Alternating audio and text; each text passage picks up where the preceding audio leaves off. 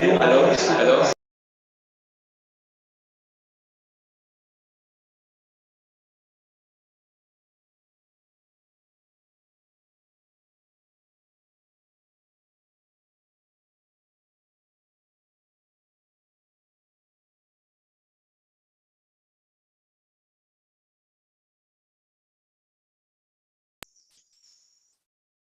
Hello.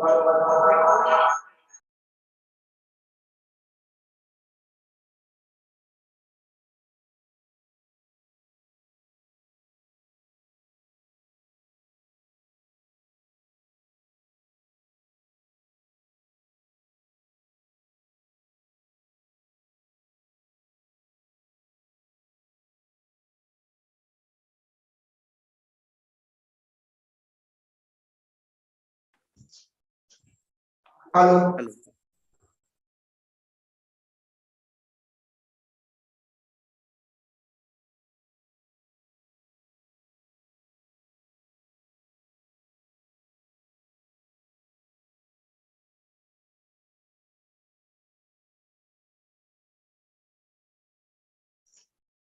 Hello.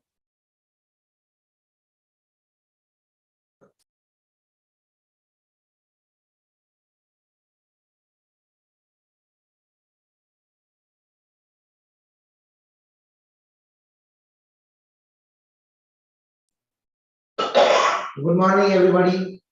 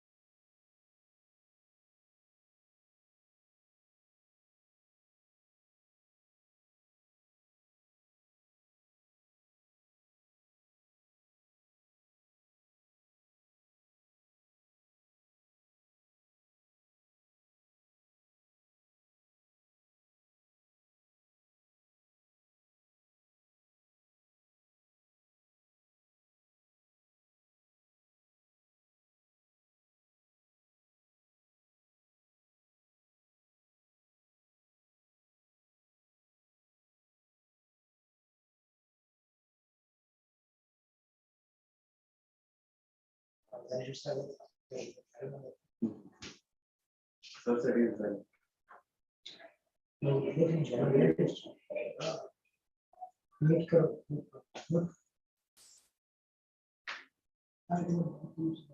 Amit?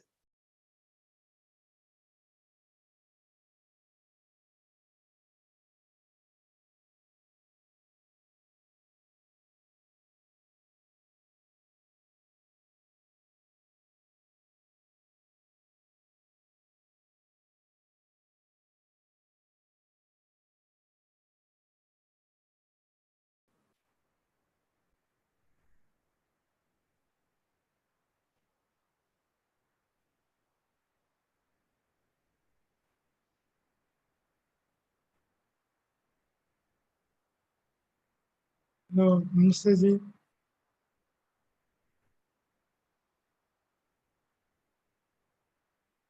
Can you hear me?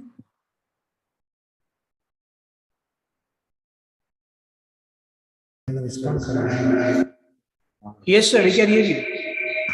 Yes, yes. Shall I start?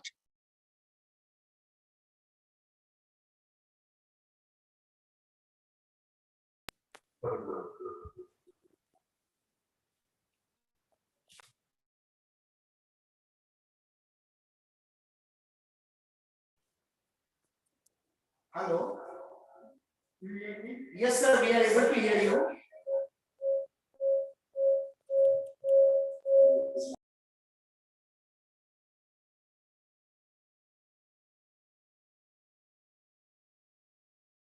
Can I share my screen and start presenting? So just wait for a moment.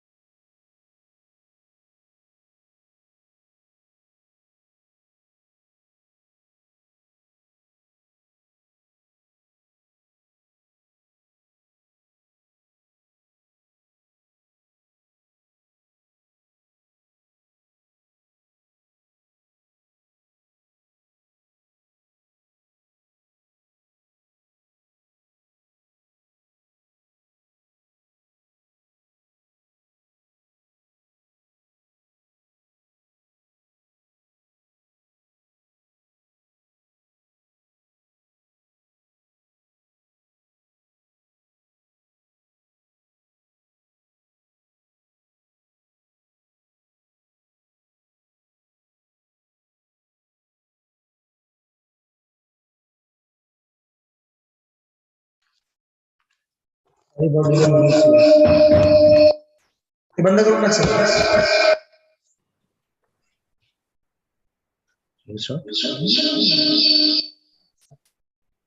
Good morning and greetings. Facing an echo issue, please bear with us.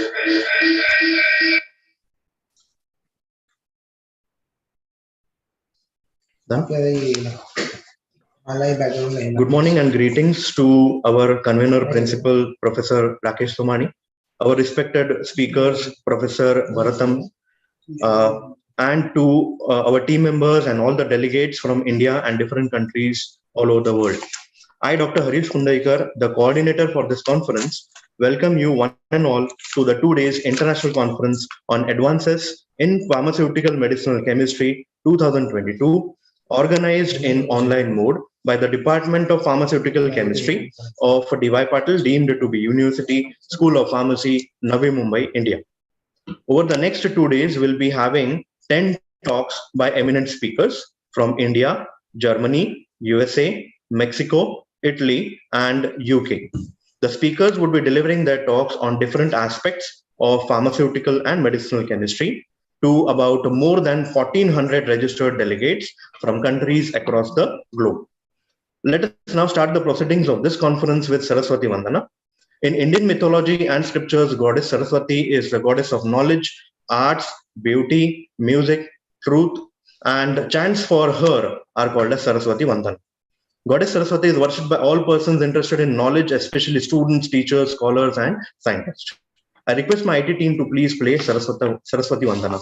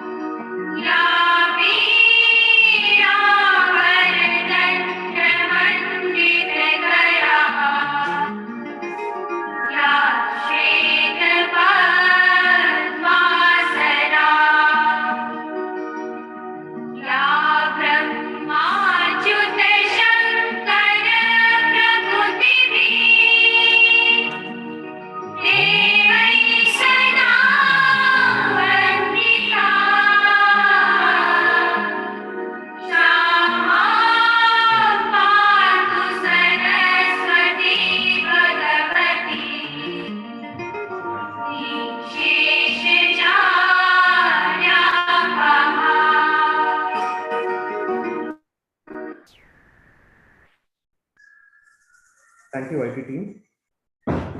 O Goddess Saraswati, please protect us and remove our ignorance completely. On to welcome speech by our convener,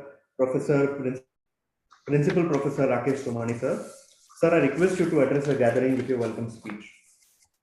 Yeah, very good morning to one and all present on this platform today. On behalf of DY Patil University, Navi Mumbai, I welcome our honorable keynote speaker, Professor Prasad Bharatam, sir. Also our next session speaker, Professor Sunila Dhaneshwaran, madam, and all the attendees who are attending this important conference across the globe. Let me congratulate the entire team of DY Patil University School of Pharmacy, Navi Mumbai, the coordinator, Dr. Harish Kundaikar, and the entire Department of Pharmaceutical Chemistry for organizing this very, very important conference. The 2 days deliberations of this conference are going to throw light on various contemporary issues into the field of pharmaceutical sciences, particularly the medicinal chemistry. in the view of pandemic, where there was always, or there is always a need of new molecules, I think the deliberations which are going to happen will focus on the new strategies of synthesizing and designing new compounds. None other than Professor Bharatam, who is known as one of the leading medicinal chemists in the country, would be a right choice for us to be called invited as a keynote speaker. Thank you so much, sir, for joining D.Y. Patil University School of Pharmacy's International Conference. Let me tell all the audience present over here that the school started in 2019 with the three courses affiliated to D.Y. Patil, deemed to be University, Navi Mumbai. We are running diploma pharmacy, degree pharmacy, and the PhD program in pharmacy. In due course of time, the institution wishes to flourish into the area of research and innovation as well. Without further ado, may I request Dr. Harish, the coordinator of the event, to take the program further. Thank you so much. Namaskar, sir. Thank you. Thank you, Professor Somani, for the welcome speech.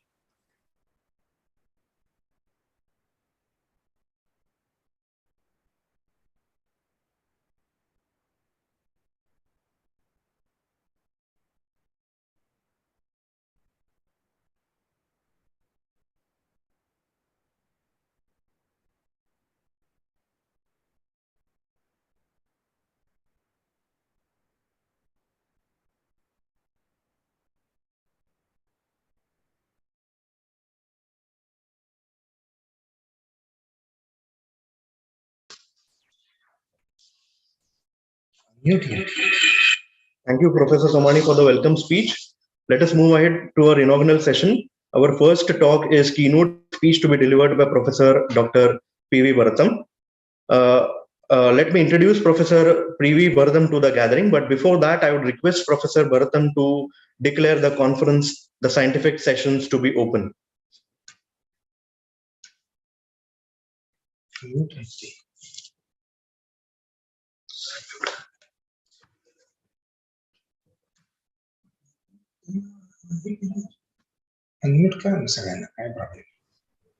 I am very happy to see the progressive step taken by D.Y. Patil University in arranging this event, and I declare the event open.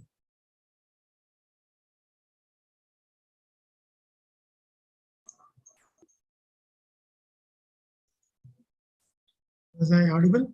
I think I did.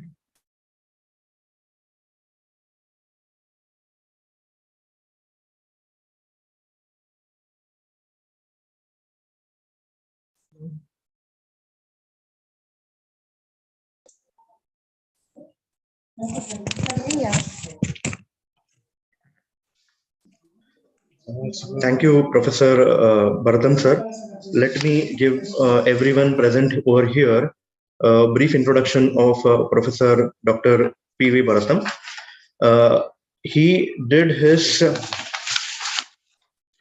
BSc in Physics, Chemistry, and Mathematics from Andhra University, MSc from Visva Bharati University in Organic Chemistry, PhD in Applied Theoretical Chemistry from University of Hyderabad, and further he went on to do an MS in Computer Science from University of Alabama, USA. His fields of specialization include medicinal and bioorganic chemistry, bioinorganic chemistry, cheminformatics, pharmacoinformatics. He has many honors and awards to his credit. To enlist a few, he is a fellow of Indian Academy of Sciences. He is a fellow of Royal Society of Chemistry, London. He is a fellow of Alexander von Humboldt Stiftung, Bonn, Germany. He has a combined experience of more than 27 years working in Naipur Mohali and Guru Nanak Dev University, Amritsar. He has held many significant positions during his tenure, starting from in charge of Department of Pharmacoinformatics, head of Department of Medicinal Chemistry, associate dean, and officiating director at Naipur Mohali. He has also handled many national, international assignments, industrial projects, and has organized many national, international conferences and symposia. He has more than 315 publications to his credit, with more than 275 articles published in peer-reviewed national and international journals. His citations count is more than 5,500 and his H index is 38. He is editor and member of editorial advisory board and guest editor for many national and international journals.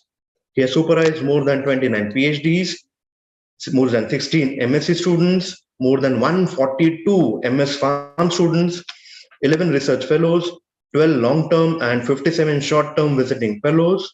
We are very proud indeed to have you here, sir. And Professor Bharatam would be delivering his keynote address on the topic topoisomerase inhibitor identification, contribution from CAD approaches for the next half an hour. Thank you so much, Professor Bharatam, sir, for accepting our invitation. And I now request you to please start with your talk. Thank you very much for the invitation and introduction. I am ready to share my screen. I think I still don't have permission to share my screen.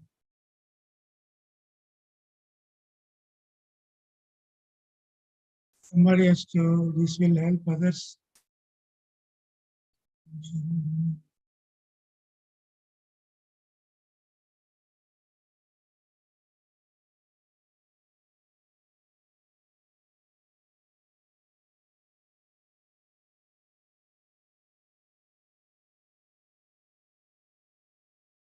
Yeah, I hope you can see the full screen. Is showing my title and my address. Can you please confirm?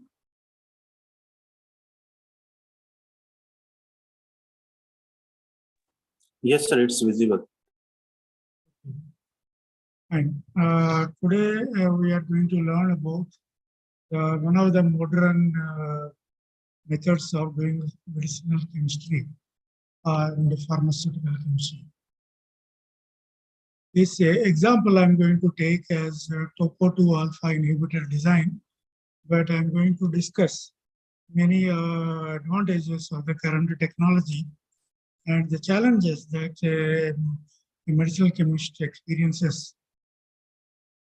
Very first message I want to give is the modern technique that is suggested by Morco in his pioneering article, Journal of Medicinal Chemistry 2018 article. In this, he suggested that 3D thinking is one of the very important aspects of a great medicinal chemist. The title of his article is very interesting, that what makes a great medicinal chemist. He was giving his personal perspective, however, he listed 10 important points which are essential for a medicinal chemist. One such point has happened to be thinking in 3D. I'm going to elaborate a little more on this. 3D thinking in drug discovery is very important because drugs are 3D objects. Macromolecules are also 3D objects, and the interaction between drug and macromolecules happen in 3 dimensions. For example, hydrogen bonding or van der Waals contact or pi stacking interaction, all of them happen in 3 dimensions, not in 2D, not in 1D. So we have got to think in 3D. This is going to help us. The dynamical process which is between drug and receptor, that also happens in 3 dimensions. The signal transduction, the secondary messenger production, all of them happen in 3 dimensions. The chemical reactions responsible for secondary messenger generation, they also happen in 3 dimensions. Everything and anything happens in 3 dimensions. So we should have the ability to think in 3 dimensions. Today, pharmacoinformatics tools are available. About 20 years ago, these were not really available. They were just emerging. 30 years ago, when I was doing PhD, none of these facilities were available. Today, these facilities are available. We can easily think in 3 dimensions. Your mobile can also be used. Now, so let us simply take the example called isoniazide. We look at the 2D structure of isoniazide. It is very interesting, very beautiful. It is an excellent molecule. It has actually transformed the lives of many people somewhere in 1953. before isoniazid and after isoniazid, we can discuss about medicinal chemistry before isoniazid and after isoniazid. But if we think in 3 dimensions, the structure is slightly more beautiful. Today, we do not get the details of the pyramidalization at the 2 nitrogen centers. In 3D, we do get the details. How to think in 3D? We need to have the coordinates. These are all XYZ coordinates of the isoniazid molecule. These can be very easily obtained with the molecular modeling methods that are available today, whether it may be molecular mechanics or quantum mechanics or any other energy minimization techniques. We can get these coordinates very easily. Then there is also another way of expressing called Z matrix or the internal coordinate matrix. It is also a very useful way of showing the 3D structure. Molecular modeling, entire molecular modeling is a 3D activity. Topic is central to computer-aided drug design. Estimating the properties of chemical species, which that species which is on your computer screen, and the same species which is in your round bottom flask, both of them should have the same properties. To make that happen, we do molecular modeling. For that, we perform energy minimization. We perform conformational analysis. We estimate the energy of the compound many times. We go through the wave function optimization in quantum chemistry, or we optimize the force field adjustments in molecular mechanics. And dynamical state of the molecule is considered in using molecular dynamics. Likewise, there are so many molecular modeling techniques which are all employed in, especially in biology. We have the homology modeling techniques. All of them take into the fundamentals like hydrogen bond, van der Waals contacts, ionic interactions, bonding patterns. All these fundamentals are utilized to carry out molecular modeling, which is a 3D activity. So we are going to adopt this in future. Now let me give a simple example. Look at this blue structure, very small structure written there. That is about the structure of metformin. It is not a drug molecule. Metformin hydrochloride is a drug. Metformin is neutral, not dynamical because of intramolecular hydrogen bond. After protonation, metformin hydrochloride becomes highly dynamical and it starts showing N inversion process or CN rotational process, and it can swim through the organic cation transporters. It can produce a therapeutic action in its cationic state. How do we know about it? Because we know how to look at the molecule in 3 dimensions. Now facilities are available. Gaussian software is available for quantum chemistry, or there are many other software for quantum chemistry. There are many easily available, those software which can be adopted on your mobile. They are also available for looking at the 3D structure of any drug molecule. Once you look at the 3D structure, it becomes clear to you that metformin is dull and dumb, but it cannot show rotational and inversion processes, whereas metformin hydrochloride is highly dynamical and highly active. Look at the 3D structures of the metformin hydrochloride. There are 2 polymorphs of this, form A and form B. Both of them, you see the 3D structures are given in the same slide. Form A is a thermodynamically more stable form, whereas form B is metastable form. Using this simple information, the drug delivery people, they are able to design various types of delivery vehicles for the drug metformin, because they understood the 3D structure of the metformin in a solid state. And then how it dissolves, what kind of conformational change happens in the liquid state of metformin. Once you understand all these varieties of things, it is easy to prepare the pharmaceutical products, that is drug delivery products. Or you can talk about the drug toxicity products, properties. We can talk about the drug action properties, whether it interacts with cytochrome 3A4 or not. we can know from the crystal structure of CYP3A4 versus the metformin hydrochloride. So that structure has been reported in 2017. Since then, it has become easy to identify anti-cancer properties of this drug. It is well known as anti-diabetic drug, but we can talk about anti-cancer, anti-malarial, or anti-COVID, or even many therapeutic areas. Metformin is being tried for many therapeutic applications because it is relatively very safe, and it is tested on humans millions of times, billions of times. So it is, if it shows anti-cancer activity and if it can show anti-COVID activity, we are all going to be very happy. So that's why research is in progress. After understanding the 3D structure, that's what I want to emphasize. Pharmacoinformatics helps us in thinking in 3D. I already mentioned. Pharmacoinformatics is having several other names called rational drug design, computer-aided drug design, molecular modeling, structure-based drug design, ligand-based, in silico, computational chemistry, computational biology. All these terminologies are interrelated to each other. As far as they are applied for drug discovery, we are all interested in that, and that is where pharmacoinformatics comes into picture. Our Indians are very good at this because we think logically. Our mathematics is pretty good. I can very much confidently declare an average high school mathematics in Europe is relatively less intense compared to the average mathematics syllabus in our school in India.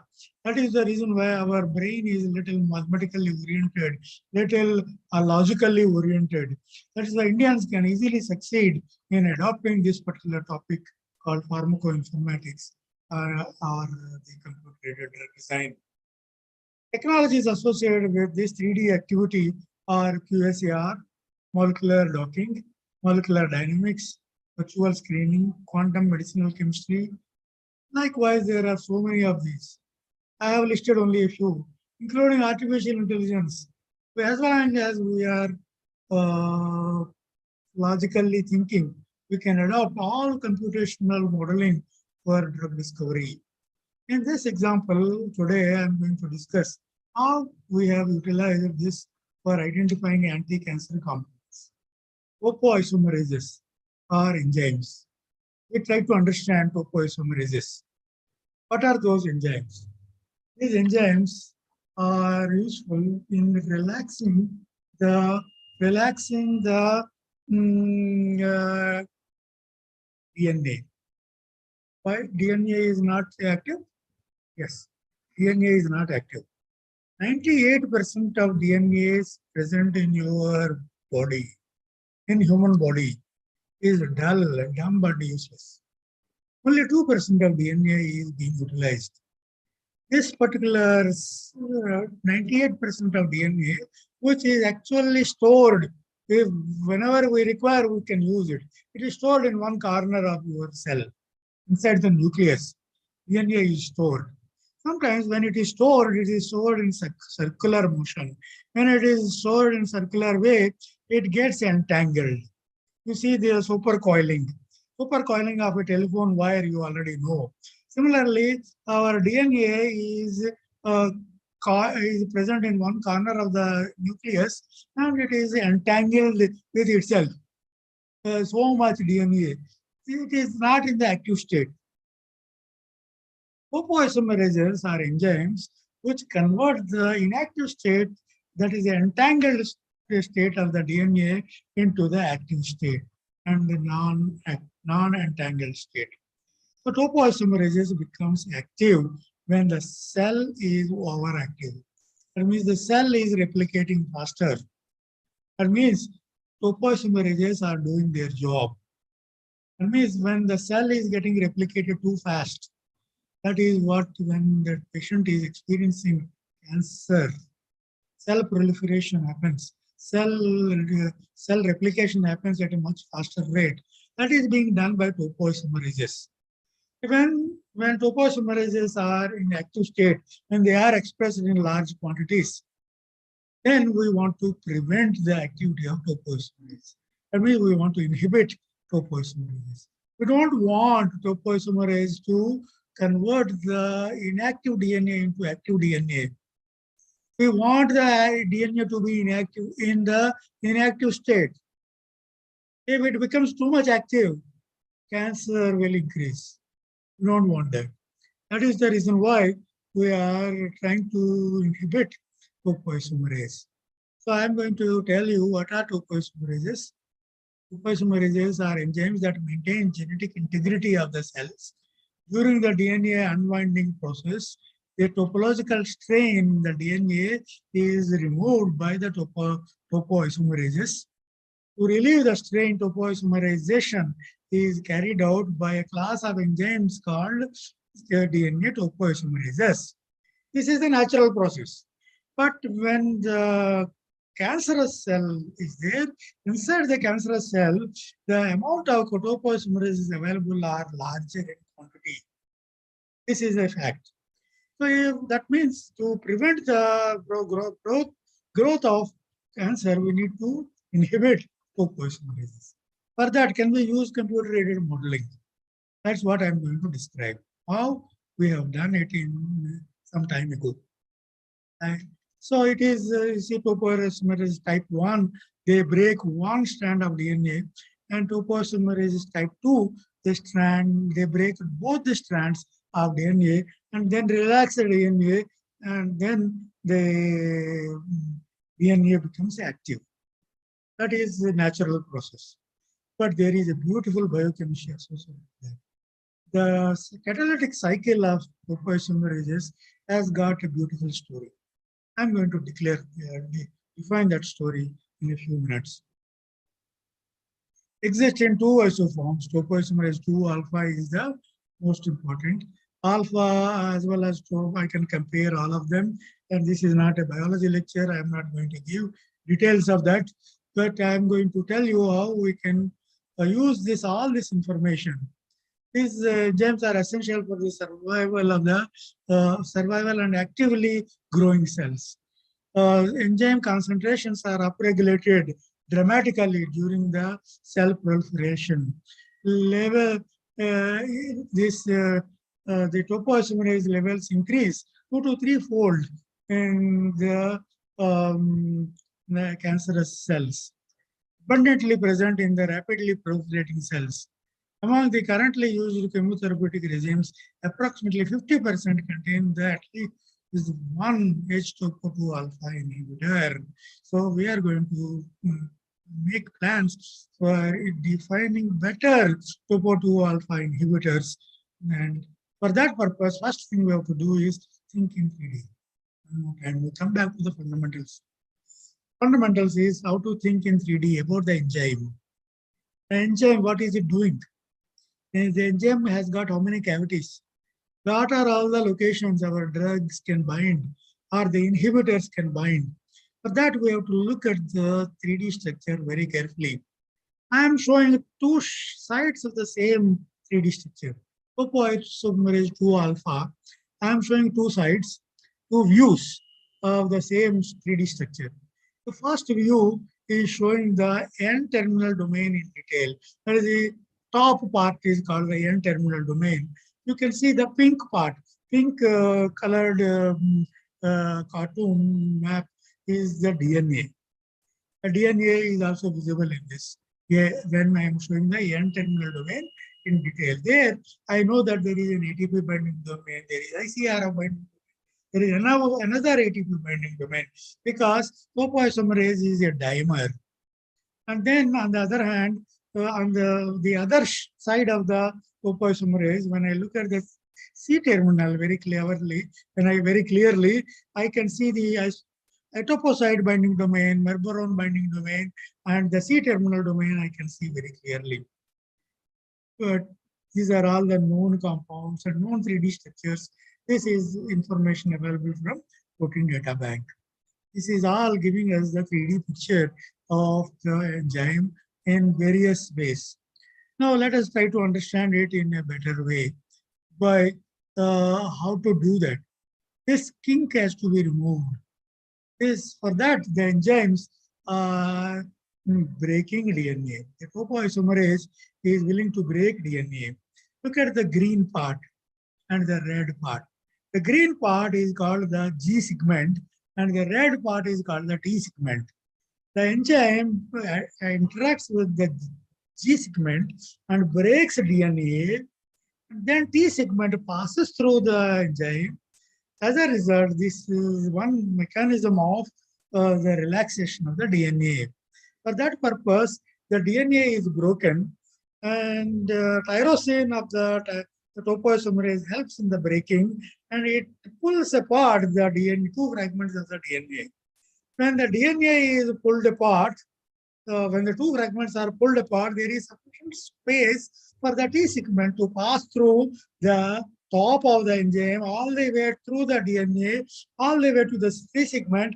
It will pass one time, two times, three times, or four times. Then the DNA is relaxed. Once the DNA is relaxed, the resealing of the DNA happens with the help of the same enzyme. Then the G segment goes out of the enzyme from the top. G segment enters from the top and goes out from the top. T segment comes from the top and goes from the bottom. This is the beautiful chemistry, biochemistry of the enzyme. To understand the same, we have to understand three dimensions. This is the catalytic cycle. Look at in the beginning of the catalytic cycle, the C terminals, this is a dimer molecule. These C terminals are attached to each other. Look at A, structure A.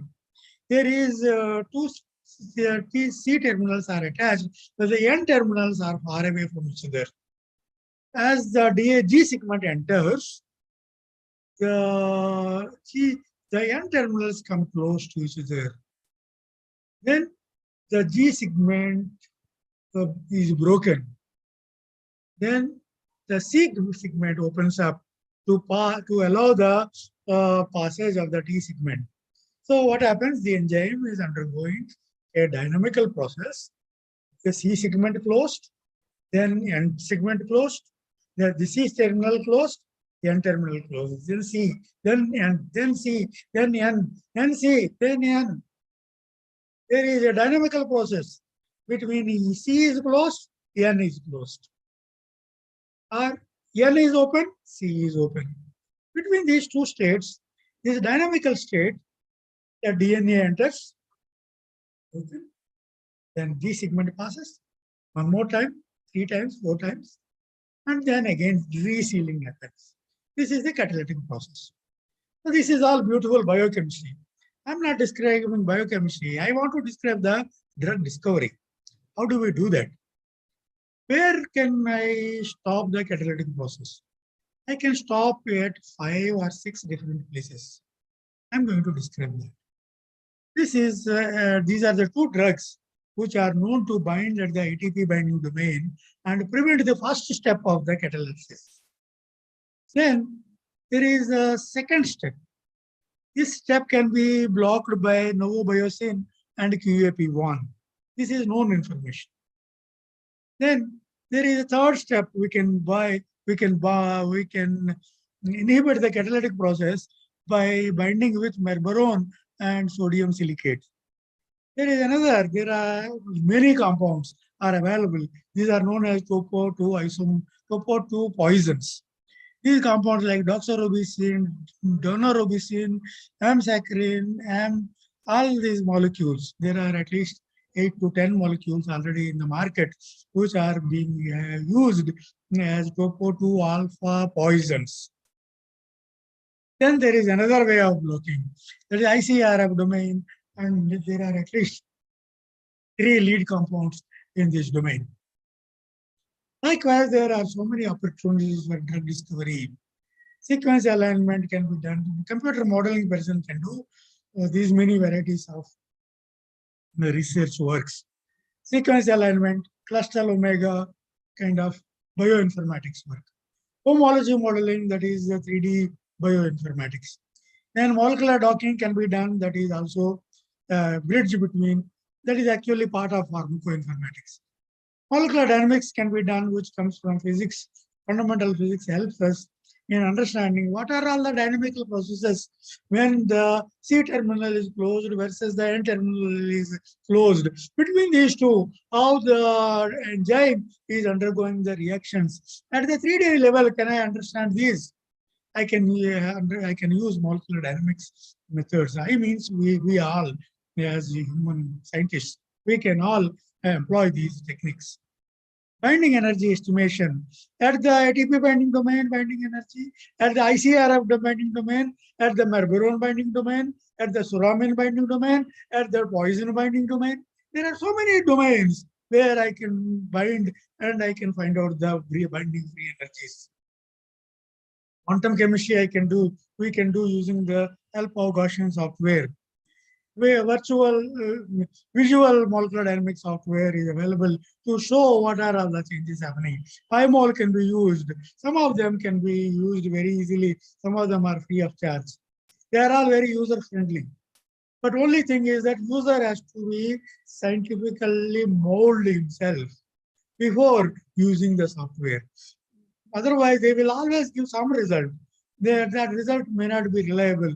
If you get the proper training, with the help of the workshop like the one which we are attending today, or many other varieties of things when we attend, we do get the knowledge how to cleverly use this software, how to efficiently use this software.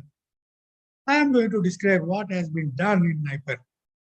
We have a group of scientists, experimental organic chemistry people. We have a group of biology experts in our institute. And our team, computer-aided modeling team, we together performed this research. What we did, we synthesized many compounds. Professor S.K. Guchayat lab synthesized many compounds very similar to these compounds. They are imidazopyridine derivatives. These are very nice compounds, very typical synthetic procedures are there. Some standard procedures as well as some innovative procedures can be adopted to synthesize many compounds. That is what was exactly done by us. Then we performed ATP competitive inhibitor assay as well as topoisomerase inhibitory assay. Two biological assays have been carried out. These compounds were found to be very promising, very happy. At that time, we wanted to explain why the inhibition is happening at the ATP binding domain and how it is stopping the catalytic process. Then we did the docking, then we did molecular dynamics. We understood which interactions are available, which amino acid is important, which hydrogen bonding is paying attention, which pi stacking interaction is very important. All these things were done. We published this work in JMedChem in the year I think 2011. Having done that, we were very happy. We performed enzyme assays like decatenation assay, relaxation assay, cleavage complexation assay, LTH topo2 alpha assay. Like that, there are so many biological experiments we did with the synthesized compound. And we did a few computational modeling to explain why the biological experiment is giving this result as it is giving. That means modeling was done after chemistry and biology. But then we wanted to synthesize another series of compounds. We can easily extend the same series. That is what our organic chemistry experts, what they did was they synthesized another series of compounds. They asked us whether these compounds are docking very well or not. The docking persons said that no, these compounds are not docking very well in the ATP binding domain. So series 2 compounds will not bind at the ATP binding domain. This is the message coming from computer-aided drug design. But the organic chemistry friends, they already synthesized the compounds. So since they already synthesized, they submitted for biological experiment. Biological people, they already have some money available with them and the assay is in working condition. So they immediately performed the biological assay and they showed that the inhibition is happening. So what is the story? Synthesis were successful for the second series of compounds. Biology is telling that inhibition is happening, but computer modeling is telling inhibition does not happen. Binding does not happen at the ATP binding domain. So at that time, there was every chance that you can discard, array, computer is modeling is always like that. So let us ignore the computational result and move on with our biology. This is the decision that could have been taken. But scientists working in this project were not willing to take that decision. They decided that if computer modeling is telling that ATP binding does not happen, why my compound is showing inhibition? They wanted to ask this question. They did not ignore this question. That is what I want to tell you, all of you. Perseverance. Perseverance is required in our drug discovery process. We should not ignore any signal. The signal that is coming from modeling is that the ATP binding domain cannot be blocked with the help of the series 2 compounds. It can be blocked with the compounds in the series 1. Series 1 and series 2 have got the same basic framework. But still, docking is not happening. But biology is telling inhibition is happening. So there is contradiction here. This contradiction, can we overcome this contradiction? Can we do sufficient homework to prove that there is something more happening here? That's what exactly was done by the team at Sniper Mohali. What they did was, they gave the challenge to biology people. If the second series of compounds, are they inhibiting the ATP to ADP conversion or not? Then the biology people did this experiment, phosphorylation.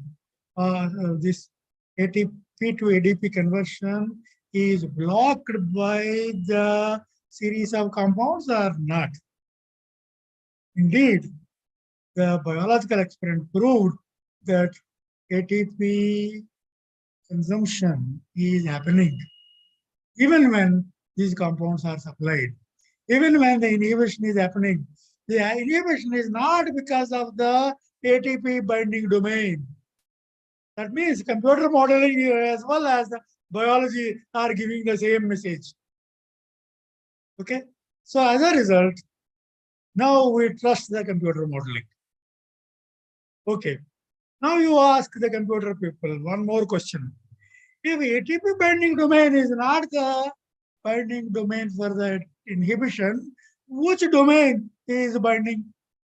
So quickly, computer modeling can be done. They dock the molecules of the second series 2 in all possible sites inside the topoisomerase. That is what was done. And then it was found that topoisomerase inhibition is happening because of the binding at the merberon binding domain. So as a result, it was found that there is a new domain. That means there is a switch in the binding domain that is responsible for the inhibition. So biology team as well as computer-aided modeling team, they are giving the same message in the end that ATP binding domain is not the domain for the inhibition. Merberon binding domain is responsible for the inhibition. With this particular message, it is becoming clear that when you want to do drug discovery, we should have patience. We should not ignore any signal, whether it is coming from computer-aided modeling or from biology or from organic chemistry. We have got to pay attention to all these signatures, and then we will certainly succeed in solving all answers. The time given to me is about to be over. Our Dr. Harish Kundaikar is ready to stop me. So I will quickly go to my conclusions. I would like to emphasize our biology as well as chemistry, as well as computer-aided modeling, everything told that there is a switch in the binding domain. You see that blue colored, green colored message I am giving in this particular catalytic cycle. That is a switch in the binding site is happening, and that is responsible for the observed inhibition by the second series of the compounds. So with this, I would like to stop my lecture, and then I would, this is what we did work, and this results were complete published in our journals. You can see Professor S.K. Guchayat and topoisomerase. If you search, you will get these two articles very clearly visible. Thank you very much for this opportunity. I hope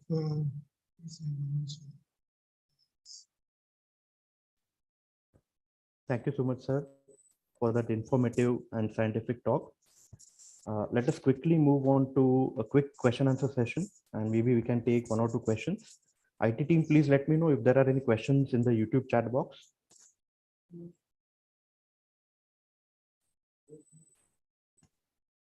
No, sir. Thank you.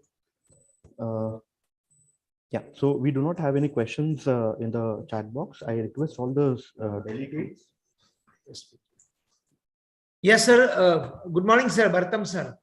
good morning, Ji. Yeah, would like to have you sometimes in Mumbai. Whenever you please do visit our campus, you come to this side of the country. For sure. Yeah, and it was really enlightening talk, sir. I think we would like to get in touch with you for further activities also in future. Thank you so much, sir.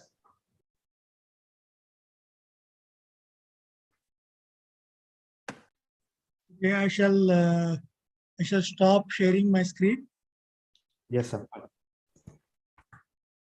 So thank you so much, Uttam sir, for that informative and scientific talk. The take-home message from your talk is nothing should be ignored in drug discovery, and patients should be exercised when we are thinking of discovering drugs. Let that be any approach. And you have very wonderfully talked about, the contribution of CAD approaches for topoisomerase inhibitor identification in your talk. So thank you so much, sir, for your time and for your talk. And let me request the IT team to play the PPT again.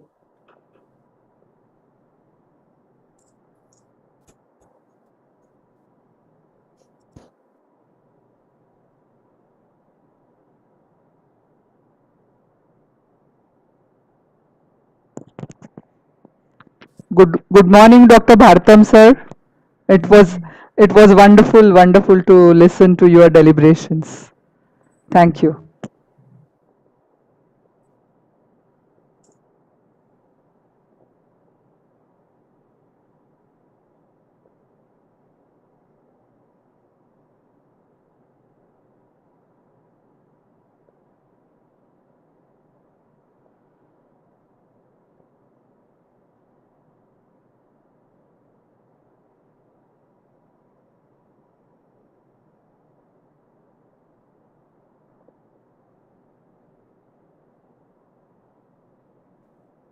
Thank you so much, sir. And as a token of appreciation, we would like to felicitate you with the e-certificate. It will be delivered to you shortly via email. Thank you so much, Bharatam, sir. You are truly a master blaster of medicinal chemistry. Thank you so much for your time.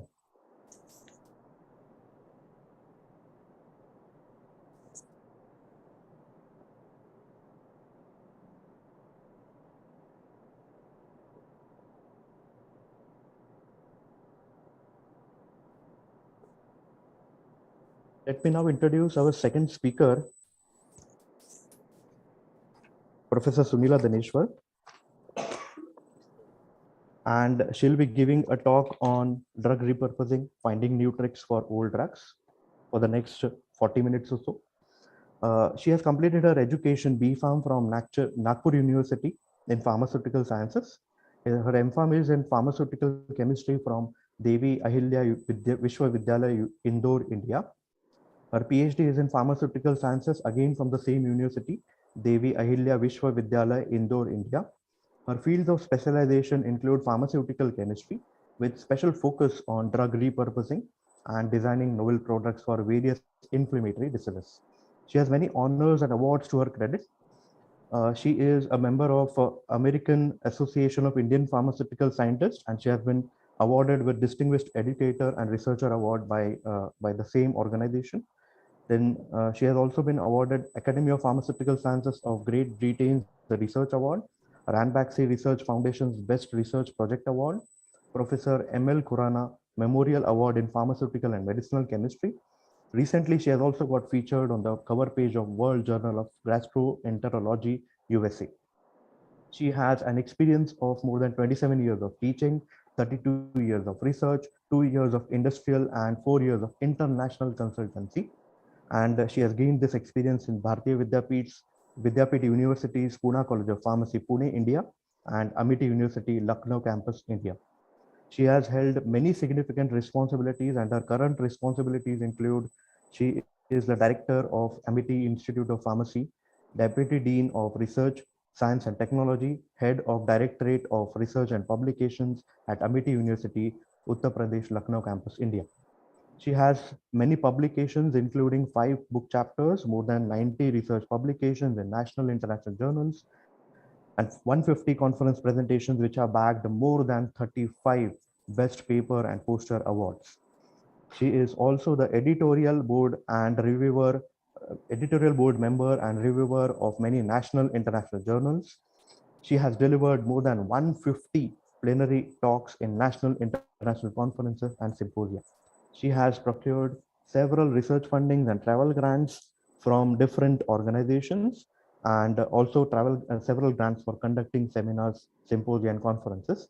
Also, she has supervised more than 12 PhDs and 60 MPharms. I welcome you, ma'am, Professor Sunila Daneshwar, for your talk entitled Drug Repurposing, Finding New Tricks for Old Drugs. Am I audible? Yes, ma'am, you're audible.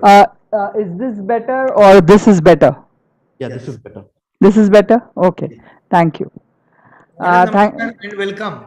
Yeah. Thank you so much for accepting our invitation. Namaskar.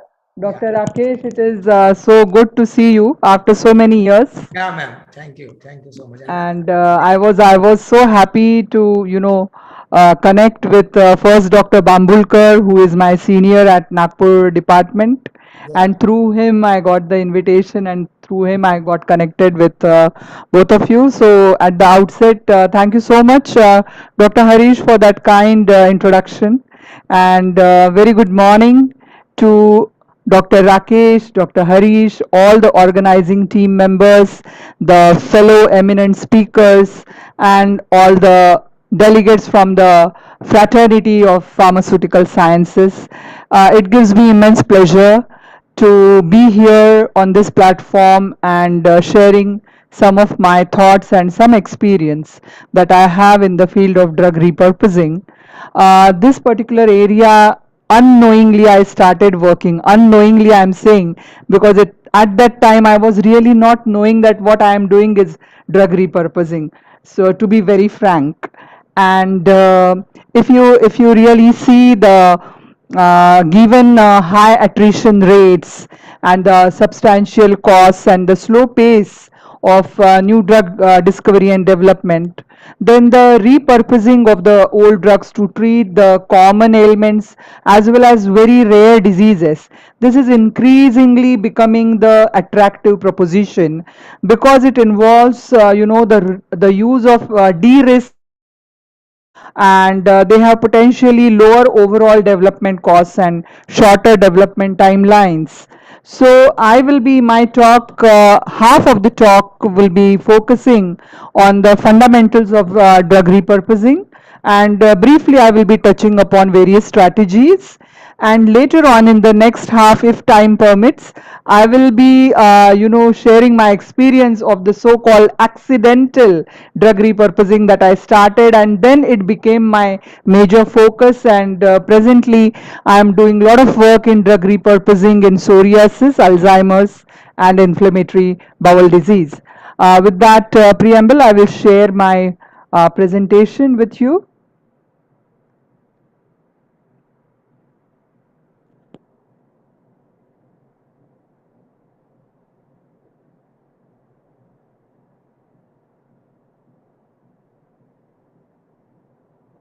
Just give me a second.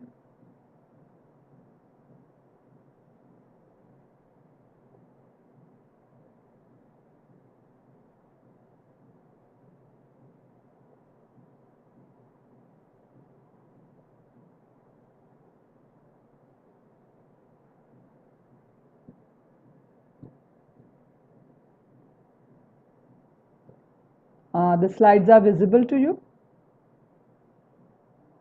Yes, ma'am. The slides are visible. Yeah.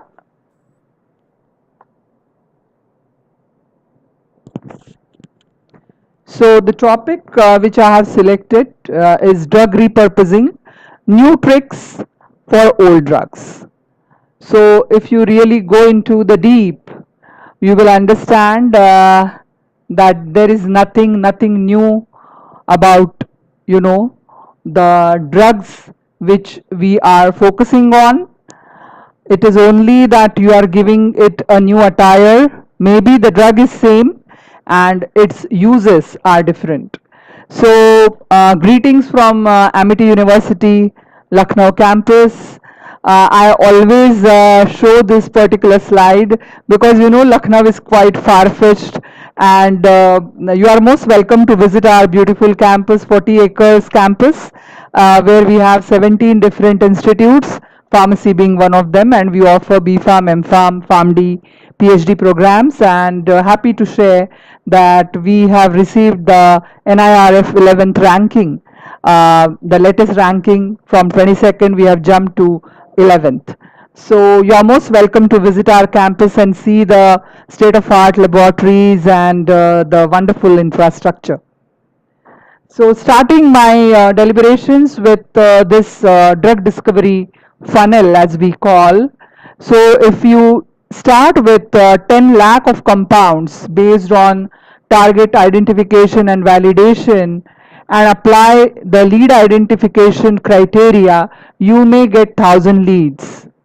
Then, when these 1,000 leads enter the lead optimization and candidate identification and pass through different criteria of selectivity, the required solubility or the stability, potency, whether it is permeable in the desirable semi-permeable membrane, what is its metabolic stability, and finally the in vivo activity. From 1,000 leads, you reach to 50 compounds, and finally, once they are screened, probably, if you are lucky, you will get 10 drug candidates, which when enter the clinical phase, you might be lucky enough to get one marketed drug. So I just want to emphasize here that it's a very tedious process, the discovery stage and the development stage. If we see the discovery stage, the conventional drug discovery stage, that starts with identification of the target. Then from the target, for that particular target, you start identifying the compounds. Then you focus on the activity that you are interested in and establish that activity. Select the candidates for clinical trials, or rather first the preclinical trials and then the various phases of clinical trials. Now the phase 1, 2, 3, 4, all of us know very well. Just briefly touching upon it, that in phase 1, you are testing the finally selected compounds in the healthy human volunteers, and you are looking for proof of concept, the efficacy and the safety or the effective dose. All these criteria you are applying in the phase 1.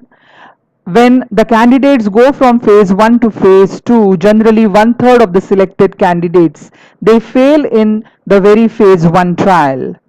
So in phase 2, you are testing the remaining compounds on 100 to 300 human patients for determining the efficacy and safety. And in most of the cases, 50% of the selected candidates, they fail in phase 2. The remaining go to the phase 3, where you are testing those compounds in more than 100 to 1,000 patients, and where basically you are comparing these under investigation drugs with the standard available treatments. And finally, when the drug passes through all these 3 phases of clinical trials, it enters the phase 4, and this is basically the post-market kind of surveillance where the long-term safety and efficacy of the selected drugs is tested or evaluated. Now, this is a very famous and very witty kind of quote, and those who are working in R&D, especially in drug discovery, will relate with this particular quote very much, that surprise during research is discovery. So during research, if you come across a surprised, observation or result or an outcome, you are very happy that you have discovered something novel. But if the same kind of surprise happens during the development stage, it's a huge disaster, because in the development stage, failing of a candidate on which you had spent so much of time, energy and money, if it starts failing in various phases of clinical trials, it's a big disaster. So what are the problems associated with the new drug development? As we have been saying, that drug discovery is a very expensive, time consuming and risky proposition, and to develop one new clinically significant drug, it approximately needs, or you need to spend more than $1 billion. The success rates are extremely low, and the time taken to establish an experimental drug into the, from bench to bedside is almost 10 to 15 years. There is always a risk of post-marketing drug failure, because some additional adverse effect which was not evident in the clinical trials might surface over the time after the drug comes into the market.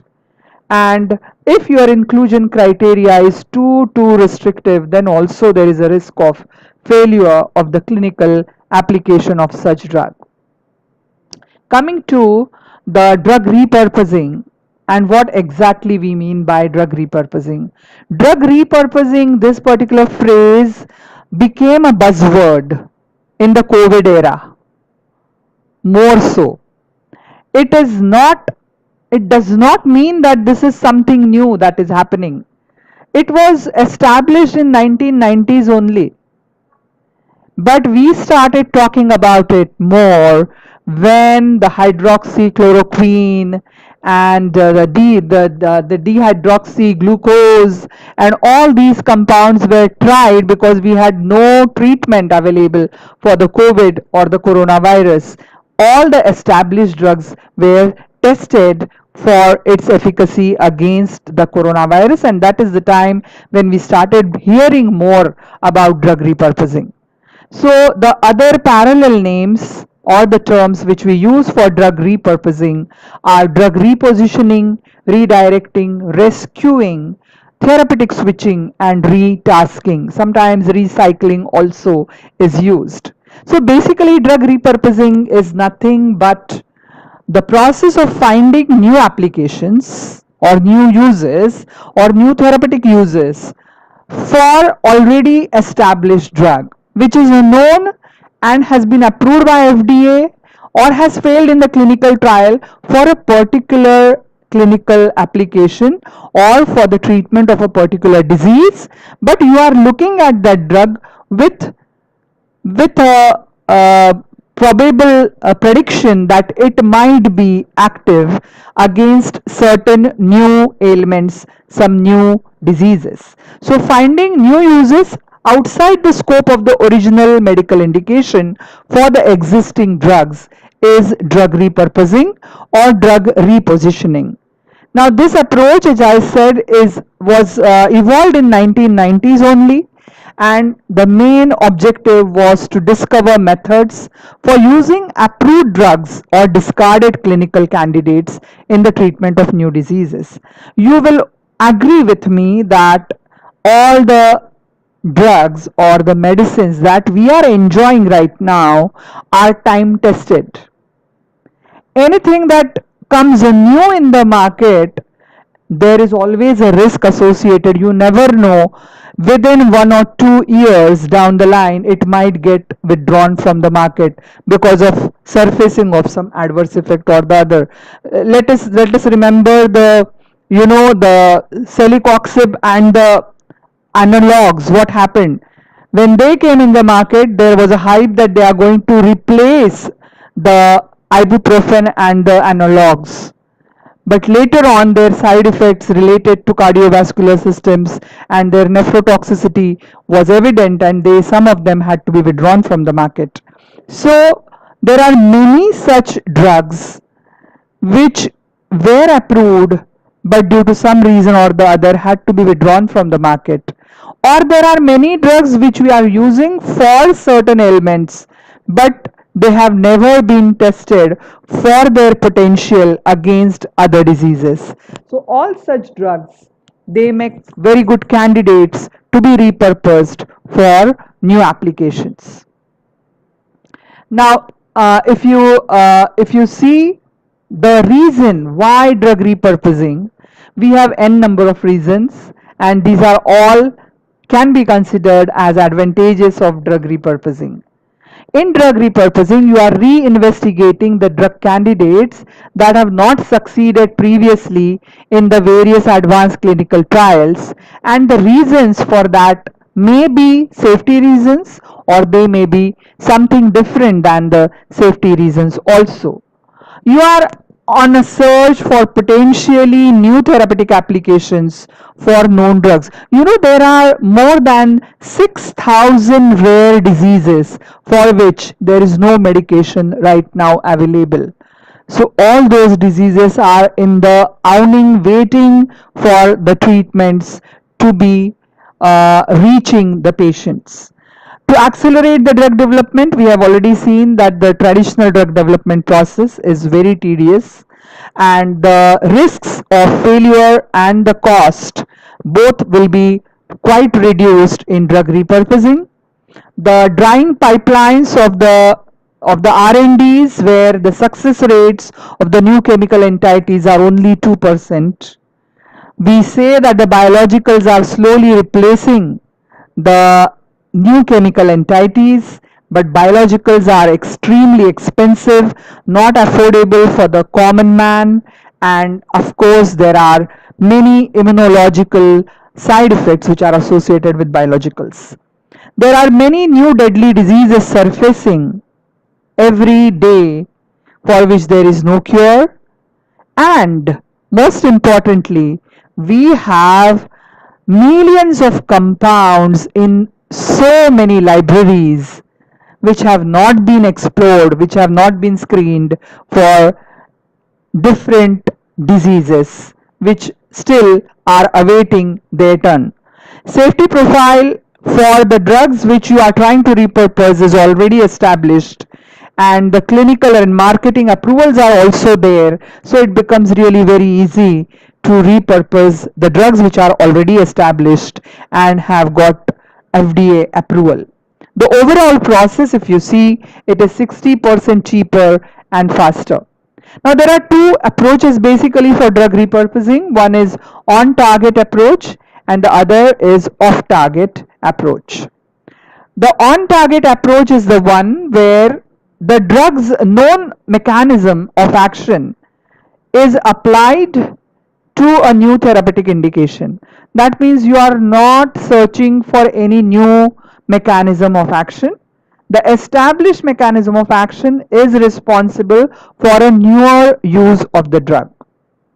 The example here, which is always given, is of the chance discovery of Viagra or sildenafil, about which I will be talking in details.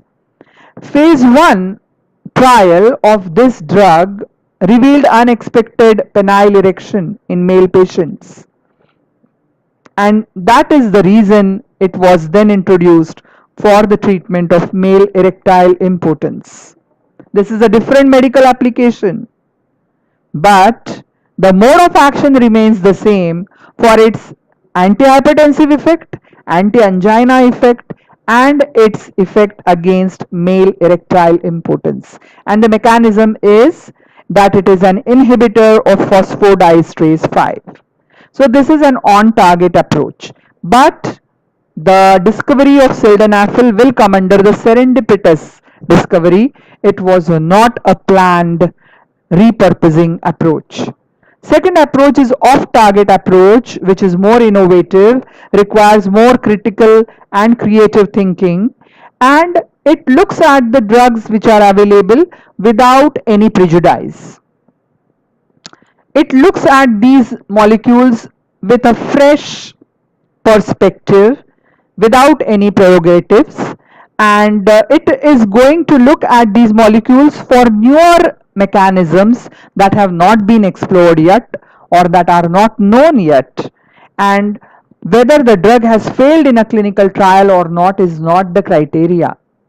Let me tell you that in academic institutions itself, if there is a medicinal chemistry department active and some wet chemistry is happening, you will get thousands of intermediates which are lying just like that, which have never been tested for any disease or any ailment. What happens to all these intermediates? You are applying CAD principle, you are applying the molecular modeling and docking and everything. So what happens to all others which as per your CAD techniques are not coming in the list of predicted drug molecules? So all those can be potential candidates for some other diseases. So the avenue is equally open to drugs that are being marketed or have once been on the market which are withdrawn. So this schematic representation explains the on-target and off-target in a better manner. Now I will give here the example of 4-amino salicylic acid or para-amino salicylic acid, which is a known antitubercular agent. Now the mode of action for its antitubercular action is different, but this is under investigation and now very much in use against inflammatory bowel disease. There the target is different. It is acting through 5-LOX inhibition and its free radical scavenging activity. So if you look at this scheme, compound A, if this is 4-amino salicylic acid, target 1 is folic acid synthesis inhibition, which is responsible for its antitubercular effect. But the target 2 is LOX, 5-LOX, where when 5-LOX inhibition occurs, it gives anti-inflammatory activity, which is useful in inflammatory bowel disease. So the same compound can give different actions based on different mechanisms of actions. So this gives a conventional drug discovery and development versus drug repositioning. So you can see that it is a 10 to 17 year process, the conventional drug discovery development, and less than 10% probability of success is there. Whereas the drug repositioning, because the drug is already known, its side effects, its doses, its adverse toxicological profile, ADME, everything is established, and therefore such drugs will take only 3 to 12 years to come into market from bench to bedside. So again, this is giving a cost comparative. For conventional drugs, 1.24 billion, drug repositioning only 8.4 billion, time required, failure rate is very high in conventional drug discovery, success rates are low, and increasing focus in drug discovery is always on the chronic diseases and complex diseases, but the rare diseases are totally neglected, as well as the emerging and re-emerging infectious diseases require something novel like drug repurposing approach. Now coming to the list of, the list is so long.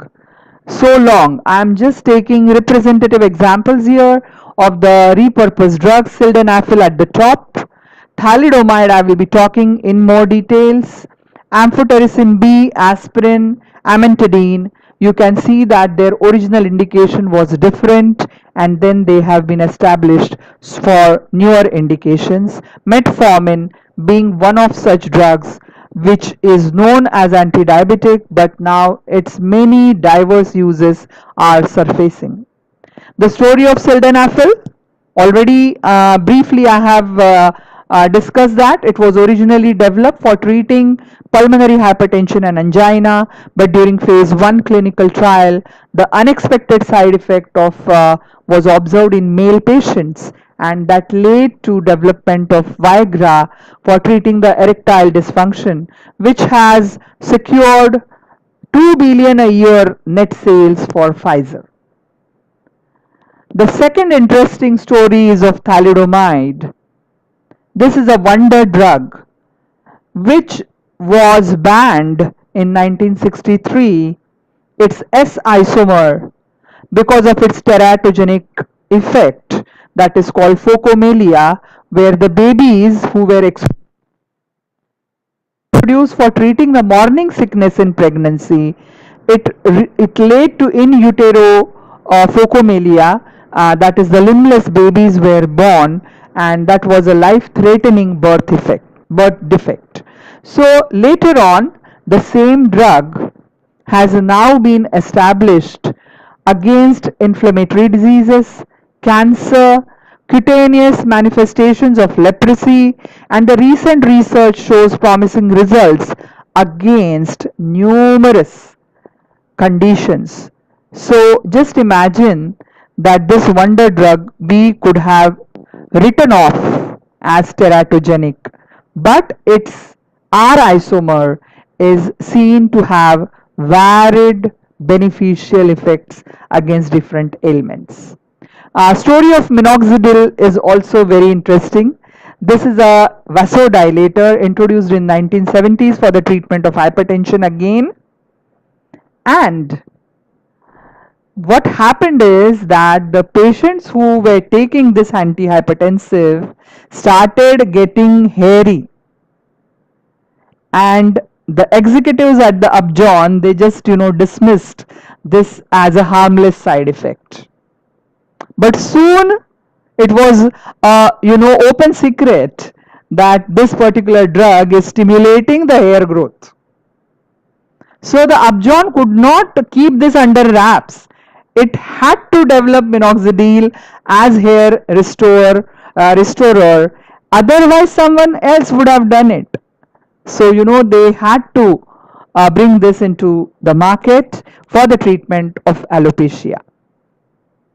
Now, drug repositioning, I will be talking briefly about the various resources like proteomics and genomics, metabolomics, and chemical information. These are the various resources where you look for the libraries of the compounds and you apply either the biological or the computational or the mixed approaches to shortlist or predict the various drugs which can be useful for drug repurposing against a particular selected target.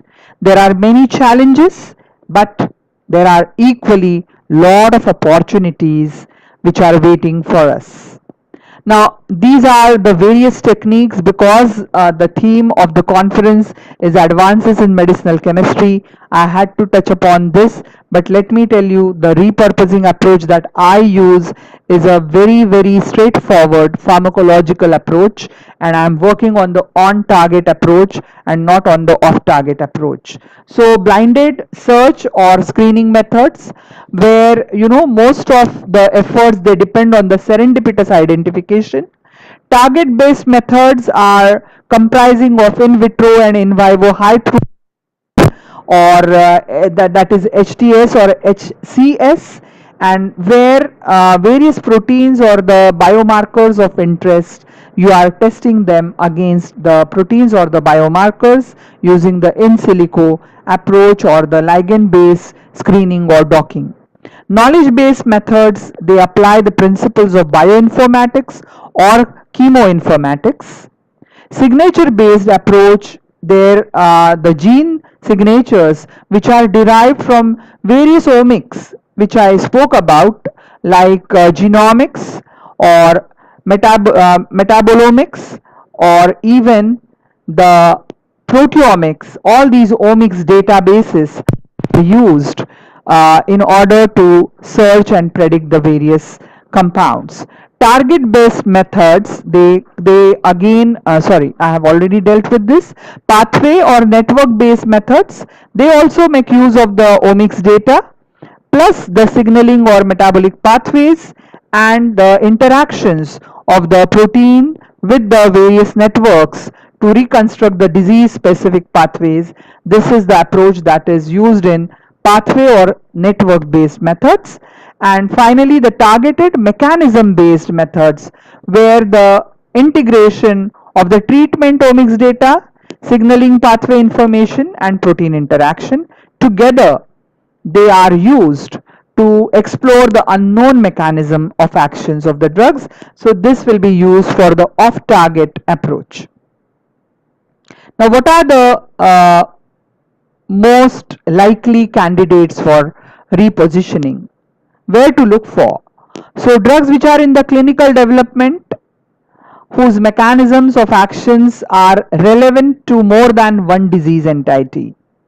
That means one use is established, but the same mechanism can be applicable and made use of for the treatment of other diseases.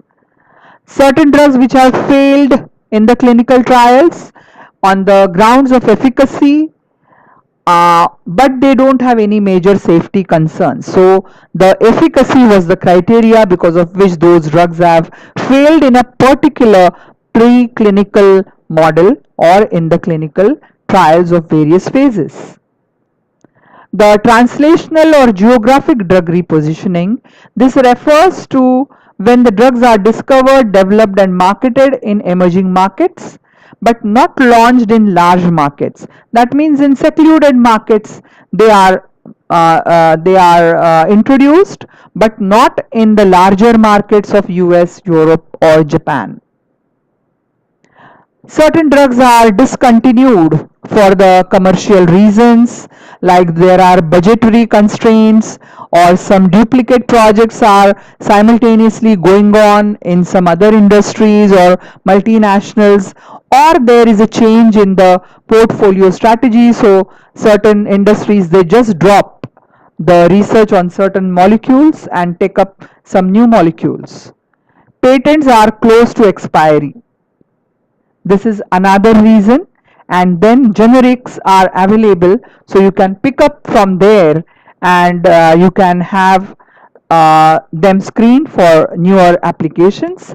Candidates from academic or institutions or public sector lab which are abandoned due to lack of resources, expertise, collaboration, change in the policy, or even the scientists' focus. So the academic institutions doing good research, especially in the synthetic chemistry division, there might be lot of intermediates and compounds which are just lying there, which have never been screened in various models. The challenges are many. It is not so simple as it looks. So there is a need for new phase 1 trial, of course, and the IP related issues is something where the industries have to be very cautious, because there are many countries who are not allowing you to apply for patents for the new use of an established drug. So the repositioned indication can create substantial value for a repositioning company if the marketing approval of the candidates has never been received. It can be a very good opportunity, but as the candidate is usually known to the scientific community, the existing prior art might make it unpatentable because it is already known in the community. So in many countries, the new use of an existing drug is not patentable. India is one of them. So there are less efforts actually to harmonize the availability of the patent protection. Most of the countries are quite broad and they welcome such kind of patents for the newer uses, but there are some countries which are still hostile to the idea of patenting the new use of an existing drug. And in most of the developed countries, there is a robust patent protection available for repurposed drugs. This is a list. On the left, you will find all the countries which allow the application of patents for the newer use of the existing compounds or the repurposed drugs, but there are certain developing countries which remain firmly opposed to the idea of patent protection for repurposed drugs. India is at the top, and the other countries, the smaller developing countries, are still struggling to develop that broader perspective and to welcome the repurposed drugs and patent them. Now, how much time do I have? Dr. Harish, how much time I have? 10 more minutes. 10 more minutes. Okay. Okay, I'll just rush through this. Where I was about to explain you that how accidentally I did something and later on I had to label it as that I was using the drug repurposing approach. What happened was I have been working in inflammatory bowel disease since a decade now, more than a decade, and we were exploring various investigational drugs that we could target to colon in order to use them for inflammatory bowel diseases, because the existing drug therapies, that is 5-aminosalicylic acid and sulfasalazine, which is a colon targeting prodrug of 5-aminosalicylic acid, both of them, even though are the cornerstone therapies, they are still suffering from lot of side effects, one of them being the gastric irritation, ulcerogenicity, pancreatitis and hepatitis, plus some impotency related side effects were also reported. So we were looking out for better options or adjunct therapies to manage inflammatory bowel disease. And we published this work way back in 2012, where you can see in the title also I am not mentioning anything about repurposing.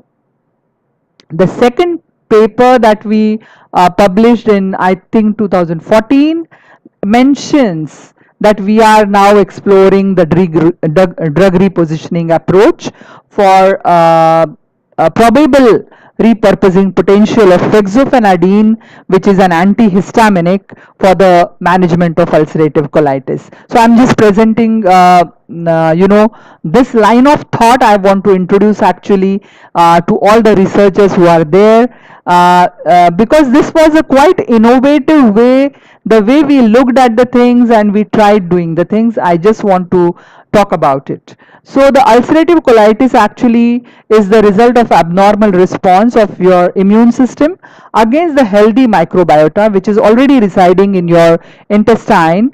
But if the host is genetically susceptible, then the immune system of such patients, it responds in abnormal way to the microbiota of the intestine. Now we came across that the immunologic data, it implicates that there is involvement of mast cells which are located beneath the intestinal mucosa in the pathophysiology of the ulcerative colitis and gastrointestinal inflammation.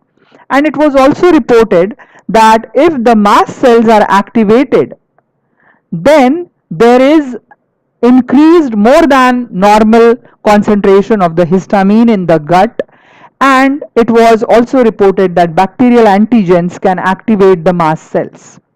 So with this background and certain reports by the works of Rathiel, which inspired actually our work, he demonstrated that the mucosal histamine concentration is significantly amplified in IBD, and that contributes to the intestinal immunoinflammatory reactions which could be blocked by H1 receptor blockade.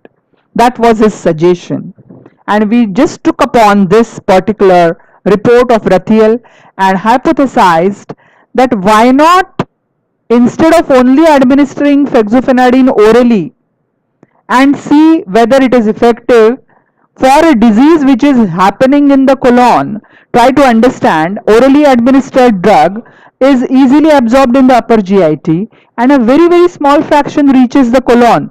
So how do we establish that fexofenadine can be useful if it is not reaching the colon in its effective concentration? And that gave us the idea that why not target fexofenadine to colon, because I had already established many platforms for targeting to colon, where I was using various amino acids and coupling them with the drugs and using these essential amino acids to target to colon.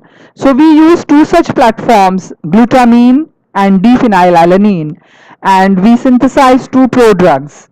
And the in vitro kinetics was studied in the cecal homogenates and fecal matter, and we saw that these prodrugs were stable in the HCl buffer and also in the homogenates of the stomach, as well as phosphate buffer and intestinal homogenates. But they got activated, the amide linkage got activated in the cecal homogenates of rat and also in the feces. If you see the kinetics in the rat fecal matter, there was 53 to 65% release of fexofenadine, and in the homogenates of the colon, which have more colonic microflora population, which secrete the various enzymes which are specifically found to be present in the colon only, that ensures colon specific delivery of the drugs, we found more release of fexofenadine. Then the prodrugs were screened in TNBS induced colitis model in rats, and these are the doses at which they were tested, and various quantifying parameters were studied, and to our surprise we saw, you can see the prodrugs are in red, that is the F1 with glutamine, and F2 is in green, and you can see 5-ASA is in blue and the sulfasalazine is in green, and to our surprise we saw that all the quantifying parameters of our prodrugs which were synthesized for targeting fexofenadine to colon were at a comparable level to that of 5-ASA and sulfasalazine. These are the histopathological slides of various organs like colon. We also wanted to see the safety of these prodrugs on liver and on pancreas, and because pancreatitis and hepatitis was reported for 5-ASA and sulfasalazine, we wanted to see whether our prodrugs are affecting these organs adversely or not, and we saw that there was no adverse effect on pancreas or on the liver by the fexofenadine prodrugs. So the results of our study supported the hypothesis that yes, there is involvement of histamine in the pathogenesis of ulcerative colitis. We then proceeded forward and replaced the amino acids with glucosamine, applying a mutual prodrug concept where we wanted to see if glucosamine is adding its effect or any synergism is observed along with fexofenadine. This work was also published in one of the journals, and to our surprise we saw that this particular prodrug was interestingly more effective in lowering the quantifying parameters than the oral 5-amino salicylic acid. So in conclusion, drug repurposing offers faster, cheaper and safer solutions, and it accounts for nearly 30% of the newly approved and US FDA approved drugs in the recent times. Investigation of new uses for known drugs, it provides comparatively low risk and highly profitable approach to the classical drug discovery paradigm or the conventional drug discovery. It provides alternative drug development path for quick and inexpensive creation of the medical solutions for the unmet patient needs. Talking about the rare diseases as well, I told you that there are more than 6,000 rare diseases which are waiting for the treatments, and this is a very, very important healthcare strategy to bring the new and affordable treatment options for the rare and neglected diseases. I would like to end with this very interesting quote by Petsko. Just see and read what he says. These are just his musings, which I want to share with you. That what if those drugs were not on the were meant for the right diseases? What if the cure for Alzheimer's disease is sitting on some drug company's shelf as a potential cancer drug that failed in phase 2? People diagnosed with psoriasis are at a greater risk of developing heart disease. In fact, in patients with severe psoriasis who are younger than 50 years old, the risk is comparable to that seen in diabetes. So, how many phase 2 failed psoriasis drugs have ever been tested in heart disease in clinical trials? So, he says that I really want the phase 2 failures. I want them for my own research and for your research, and I want them because they could make a difference for a host of unmet medical needs. This just highlights that we need to explore all such untouched entities and identify the target, know more about the mechanism of action, know more about the pathogenesis and the pathophysiology of the disease, using the various recent techniques that are available. We may come up with newer drugs which are going to, take care of all the unmet needs. That's all from my side. Thank you so much for patient listening, and I'm open for any questions. Thank you so much, ma'am, for that informative talk. So the take-home message from your talk is drug repositioning offers important avenues for drug discovery, especially for the neglected diseases and for the upcoming newer diseases. So thank you so much for your talk. And we have 1 or 2 questions in the YouTube chat box. I'll just like to ask you one question from them.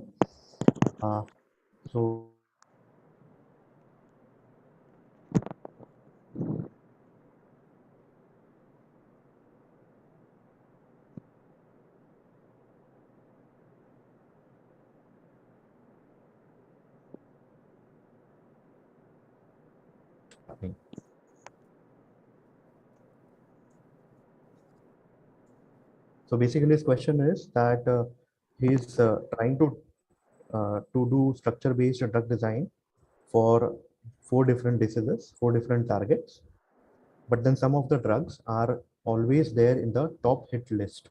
So possibly he's trying to top some molecules, and always some of the drugs are coming in the top hit list. So he's asking, why is this happening possibly? Top hit list. Maybe he wants to indicate maybe the top doc scored. So he is trying to predict the molecules for various targets. Yes, that is what he has mentioned. Yeah. So those drugs are established drugs, I hope, that he is taking from the libraries and trying to dock them, or these are the new derivatives that he is designing. No, he has mentioned he is using drug bank database. Drug bank.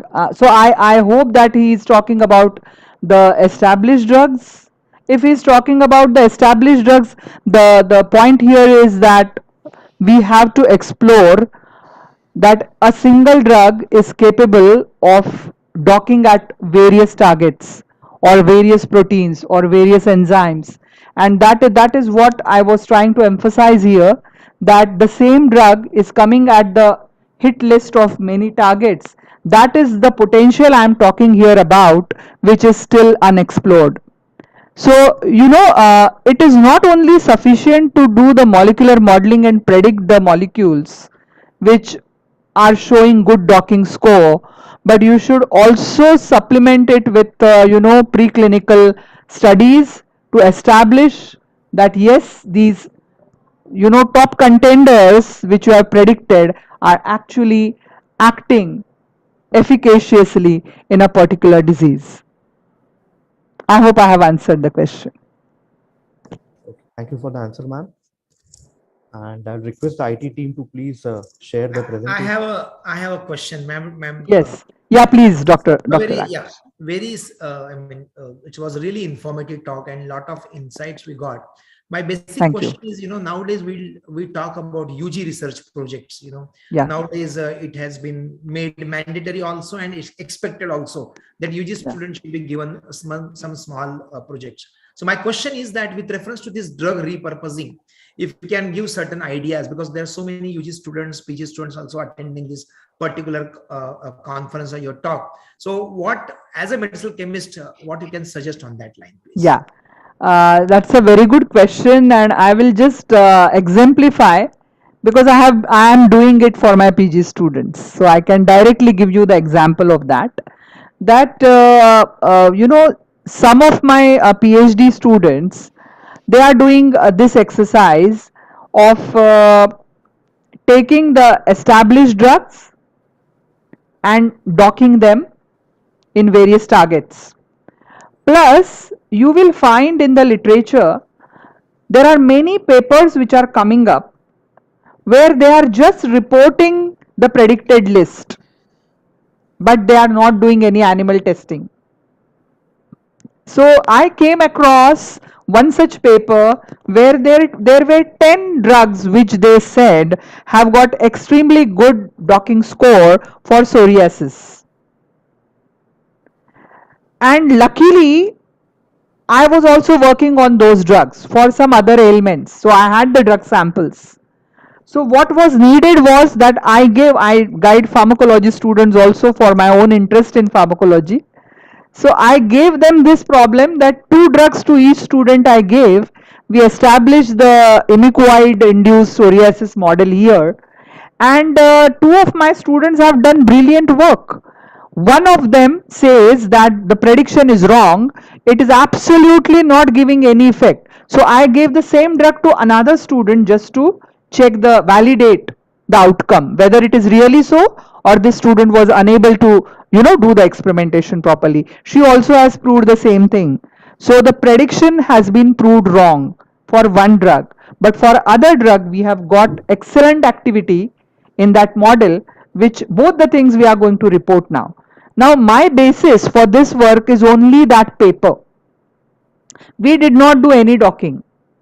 We just took that paper and their outcome, the list, and from that we selected 2 drugs and we did our activity.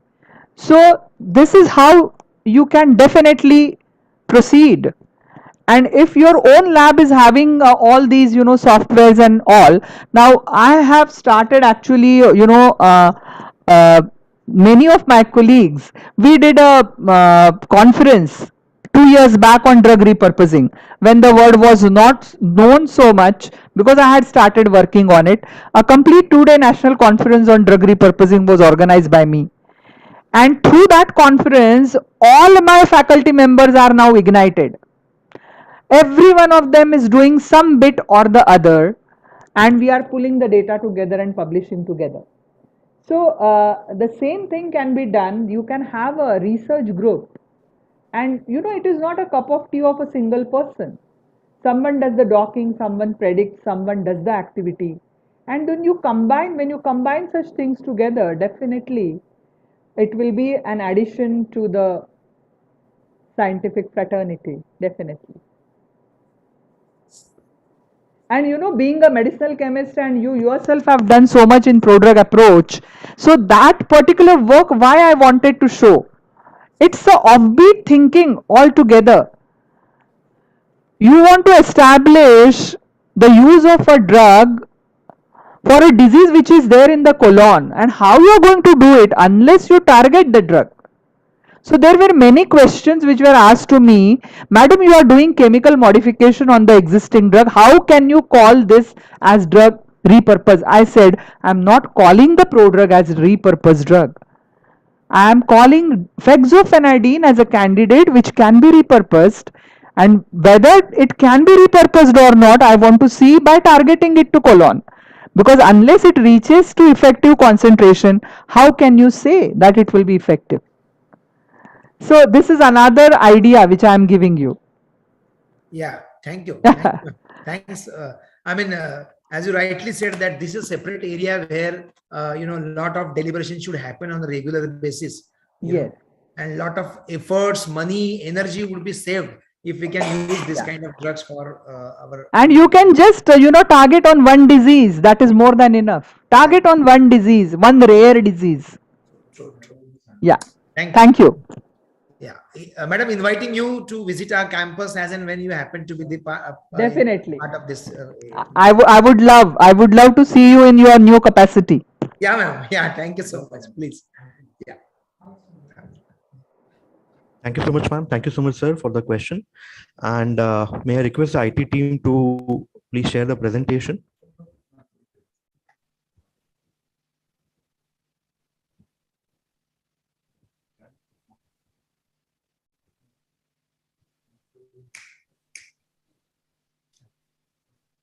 So as a token of appreciation, we would like to thank Professor Dr. Sunila Daneshwar with an e-certificate, and will deliver it to your inbox very soon, ma'am.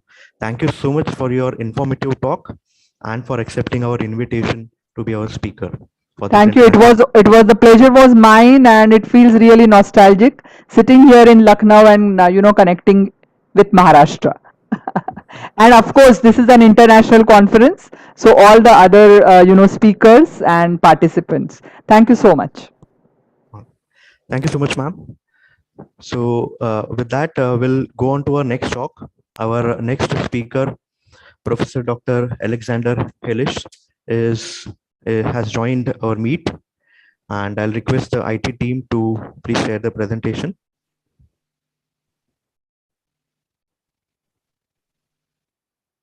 Yeah, thank you. So let us welcome our next speaker, Professor Dr. Alexander Hellish. He is the Vice President and Head of Computational Molecular Design at Bayer, Germany. He has completed his diploma in pharmacy from University of Vienna, Austria. And next, he completed his PhD in biochemistry from Institute of Molecular Biotechnology, Jena, Germany. His fields of specialization include computational molecular design, especially small molecules, and biological drug discovery in cardiology using computational chemistry, cheminformatics, machine learning tools, in silico, ADMET, and structural bioinformatic techniques. He has received many honors, including he has received an honorary professorship from University of Cologne, where he currently teaches molecular pharmacology and drug design. He is a member of board of directors of the Structural Genomics Consortium, Toronto and Oxford. He is a member of board of directors at the Scientific Advisory Board of CRESET and Europin. He has more than 23 years of managerial research and teaching experience in the industrial and academic setup. He has held many significant responsibilities. Currently, he is the Vice President and Head of Computational Molecular Design at Bayer, Germany.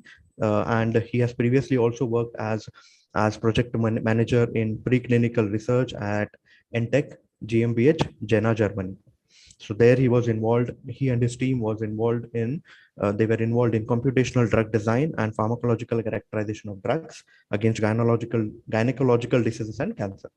He has co-authored more than 50 research papers, 2 books, and 63 compound patents, of which 6 have come out as clinical development candidates. His H-index is 33, I-10 index 58, and he has around 3,800 citations to his work, his published work. So we welcome you, Professor Dr. Alexander Hellish, for your talk on novel computational approaches to lead finding and optimization. Professor Hellish. Yeah, good morning, good afternoon, everybody in this conference.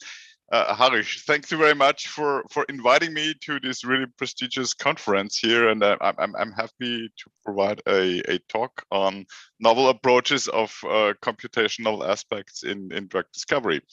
I would like to share my screen now.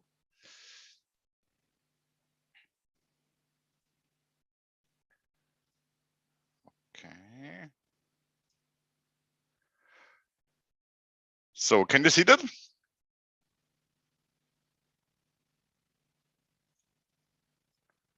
Okay, seems like, can you see the slides?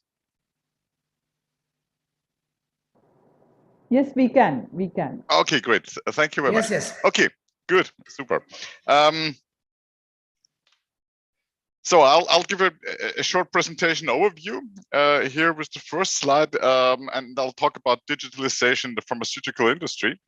And then I'll talk about R&D digital technologies at Bayer Pharma and the impact of computational molecular design on the development pipeline of our company. Holistic de novo drug design approaches, and one of the examples I'll present is Nova design, and components that make this novel approach work. And I'll also show some recent application examples of this approach that I'm going to talk about, which is called Nova design. And I'll also compare it to more traditional hit finding approaches, and also discuss a future vision on where this technology might also go. So digitalization is truly disruptive in many industries, and we see this especially with logistics, short-term lodging, or private transport, and you name many others. This has really changed the way we are living, and we also expect this, of course, in pharmaceutical industry. However, digitalization somehow is lagging behind, and the reason might be that it's the complexity of the biological systems that is not completely understood.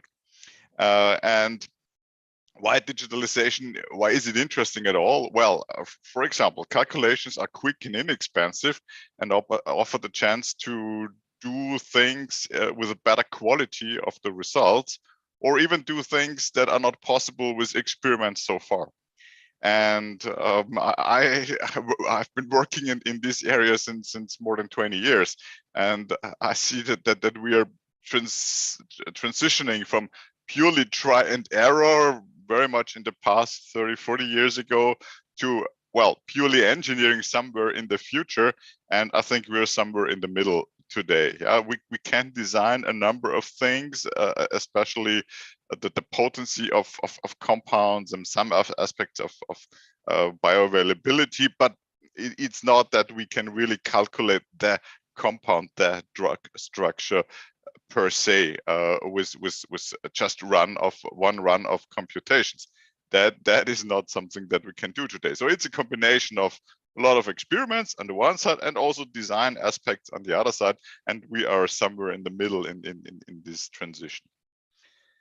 So digital technologies at Bayer Pharma, we've applied them since several decades, and this is just to show and indicate that when we're going from target identification, for example, for small molecules, to lead generation, to lead optimization, to reach a preclinical candidate, which is called PCC, and then put this single compound into development, a number of different approaches are used. And for example, for target identification, we use a lot of bioinformatics approaches like target druggability assessment and Mendelian randomization. For lead generation, we and others are using, for example, virtual screening and de novo design, on the one hand ligand-based or also even structure-based de novo design. And then we are also going into hit-to-lead support, especially if it comes to high throughput screening results and looking at the hits of these experimental approaches, and then ligand-based design. And of course, in all the aspects, we are taking the ADMET properties, absorption, distribution, metabolism, excretion, and toxicology into account. And I'll later on show that we have models for nearly all of our experimental assays in these areas, in which we can also predict new structures. Then when it comes to lead optimization, especially protein structure-based design and de novo design is very important. We are also looking into library design, and of course AI-based property predictions. That means machine learning-based property predictions, and protein structure-based design for fine-tuning is important in the lead optimization phase. But these are just a few of the technologies that we've been applying over the last decades. So what is the outcome of, what is the impact of computational approaches on these on our pipeline? And we did this analysis and started with that in 2015, and are regularly observing how the computational approaches do impact our early and later development pipeline. And the impact is somehow color coded here from dark green, which is a very strong contribution. I would say the compounds would not exist without that computational contribution, to light yellow, where it's, well, a valued contribution, but well, I would say it helped the project, but it was not really essential. Yeah, and what you can see here, and of course the dark green examples are the one that we are really proud of. There are a number of compounds, and one of them is regorafenib, which is a phase 2 compound.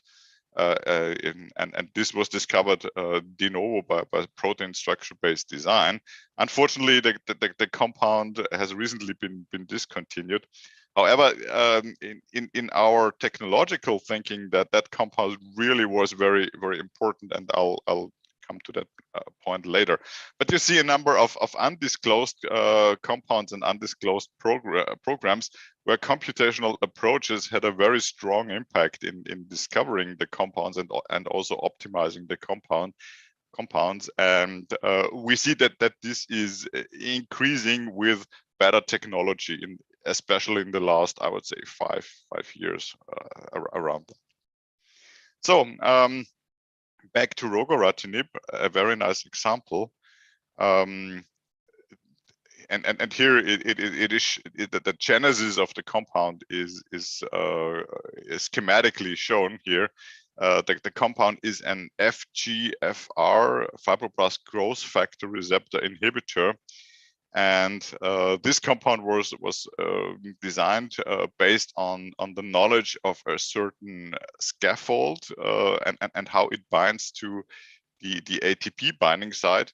And based on the knowledge how that scaffold binds to kinases in general, my colleague Mario Lobel, who is responsible for the modeling design work here, could just right away design a completely novel lead structure, which had two additional substituents, and this is shown with the first compound here, and could right away tell the medicinal chemist, well, please make that compound. It could be an interesting lead structure. The compound was synthesized, and it was 115 nanomolar, just as the first compound in this series. The compound was further improved with especially protein structure-based design, looking at interactions of the FGFR protein, for which we had the crystal structure, and making more pronounced interactions with certain amino acids, especially this charged moiety was important to bring down the activity to just double-digit nanomolar at FGFR1. And we also could then improve the properties, permeation properties of the compound, as this basic compound had not so good permeation properties. We could get rid of the charged moiety by making uncharged but compounds with similar potency. And the final candidate had another substituent to also increase the binding affinity and optimize the properties. The compound, I would say, especially in the green box here, this was a very rational process with just a few compounds being made to come to that pre-candidate, and then we had to make several hundred compounds to come up with the final candidate and really optimize this compound. The compound went up into clinics phase 2 studies. However, it was discontinued, as already mentioned. the work, especially in this green box here, this was a lot of manual work, sitting in front of the computer, designing a compound that's active, improving the properties, especially bioavailability, permeation of the compound, clearance of the compound. That was all taken simultaneously into account with a lot of thinking of expert knowledge. And we thought at that time, well, wouldn't it be cool to have something that is really a little bit more automated and scans a larger chemical space? Because sometimes you don't think of certain chemical fragments that would be available, but you're just not knowing about them. And it would be cool if the computer could propose those modifications to you, and you would have a system that automatically tries to find out how strong a compound binds to the target protein and simultaneously filter it with respect to certain physicochemical properties that do influence the ADME properties of such a compound. And I flew over to New York to talk to experts from Schrödinger. They are, I would say, the leading computational chemistry company on this planet. And together with them, we designed a project, a collaboration project, with the vision to use a protein crystal structure of a target protein, and then by cloud computing and large computational resources, find binding compounds and optimize those compounds based on the affinity, physicochemical properties of the compounds, and the synthesizability. So these were the three main topics to be addressed. And this part is done purely in silico based on millions to billions of virtual compounds. And these compounds are then cleverly filtered down to just a handful that are synthesized and made in the lab and tested then.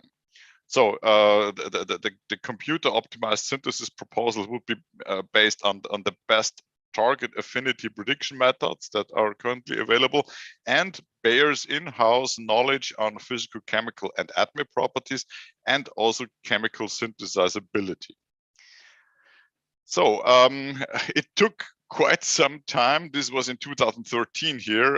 It took like 6 years until we could really start this collaboration. It needed financing and backing, but also the tailwind we got from AI and machine learning generally in pharmaceutical research, and especially in academia and the and other industries. We could finance this project, and it was termed and named Nova Design internally at Bayer. So this is our project, which we then started in 2019. So the workflow in a nutshell is, you would blow up the chemical space, enumerate millions to even billions of virtual compounds that are easy to synthesize, and then apply filters in an intelligent way to select a handful of valuable compounds that are synthesized in the lab and also tested in the lab. And this is very important that you have an experimental feedback on what you're doing. So the workflow in more detail, what are we exactly doing? And this, I have to apologize, this is now nearly 2 years old, and we have already worked on improving that significantly. But anyway, it shows the principle how we are doing the enumeration workflow and the filtering. So first we start with a library creation that is reaction-based enumeration, and especially the Bayer fragments that are synthetically available play a major role in that. So we are enumerating compounds that we can really later on make quickly in the lab.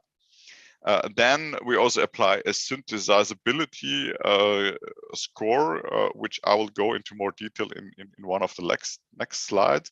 It tells you how easy it is to make a compound in the lab in principle.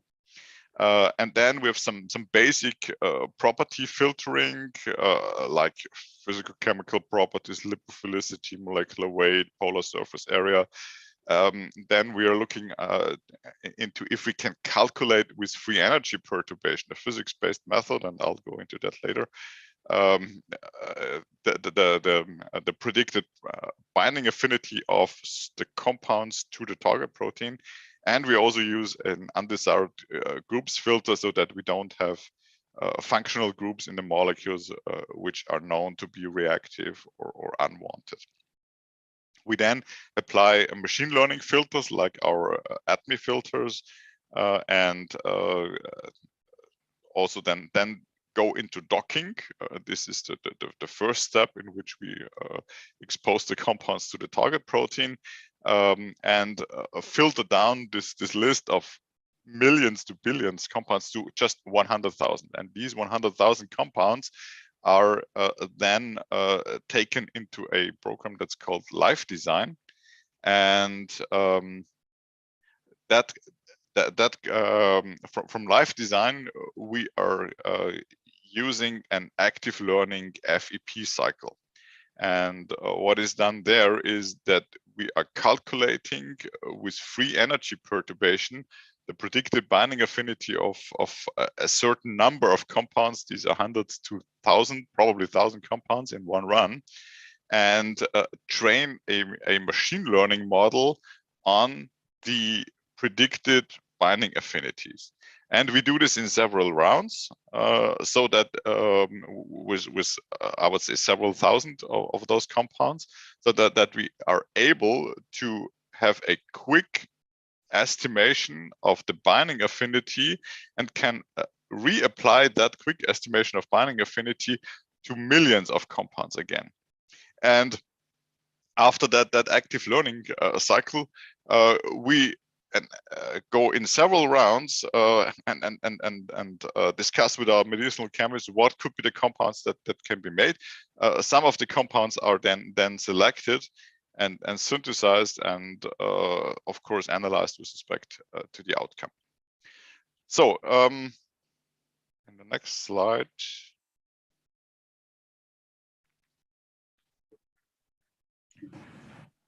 I will show what the components are. And the first component is here the AI, artificial intelligence based in silico ATME and FISChem properties. So I already said that we have a complete package of ATME property predictions, and these are based on 0.6 million high quality data points that had been gathered at Bayer over the last decades.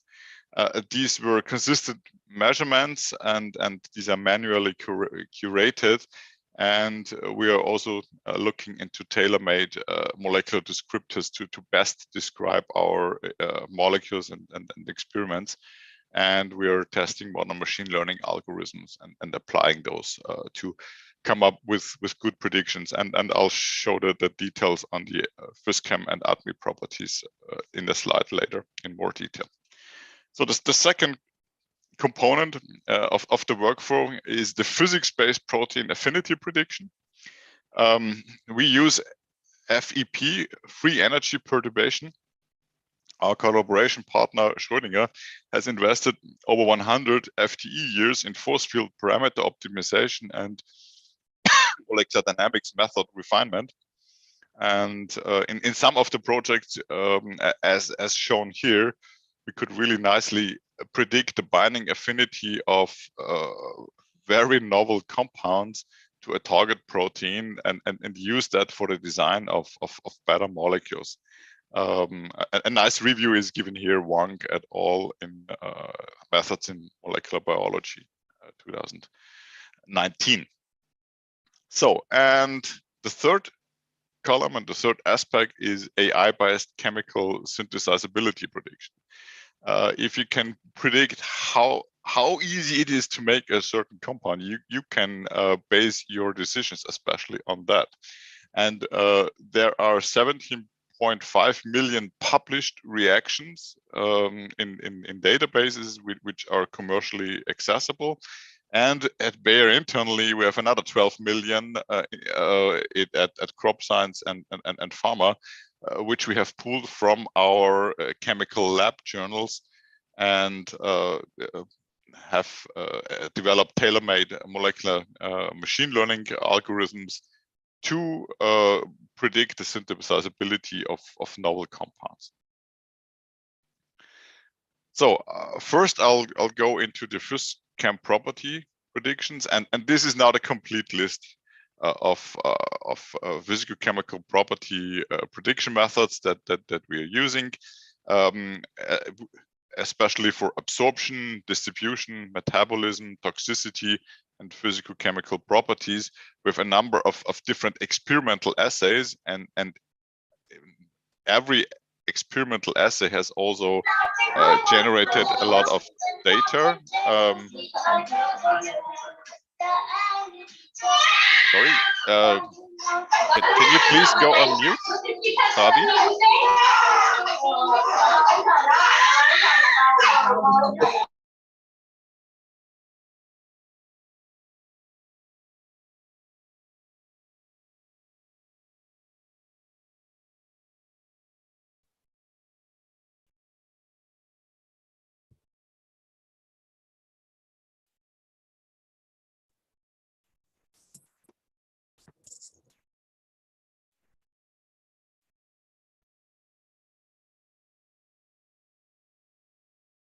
Professor Alex, I would just request you to wait for a minute.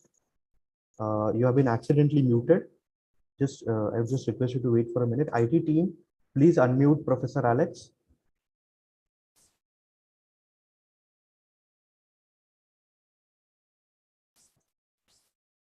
IT team, please unmute Professor Alex. Yes, sir, I have asked to unmute. Yeah. Professor Alex, just give us a moment.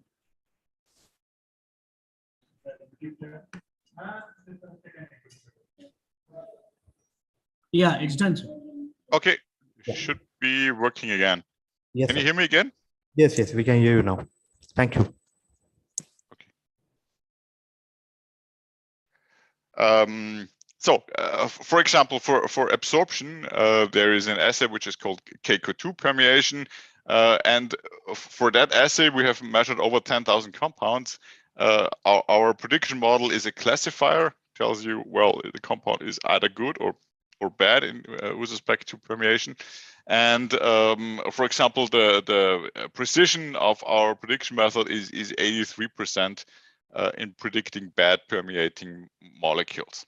And we have compared our internal machine learning models with a standard technique that Schrödinger is using, and they have very similar results with their machine learning approaches, and the positive aspect of this is that it's quicker and easier to implement in the workflow. So we're using the Schrödinger tools here for our workflow to speed up the process.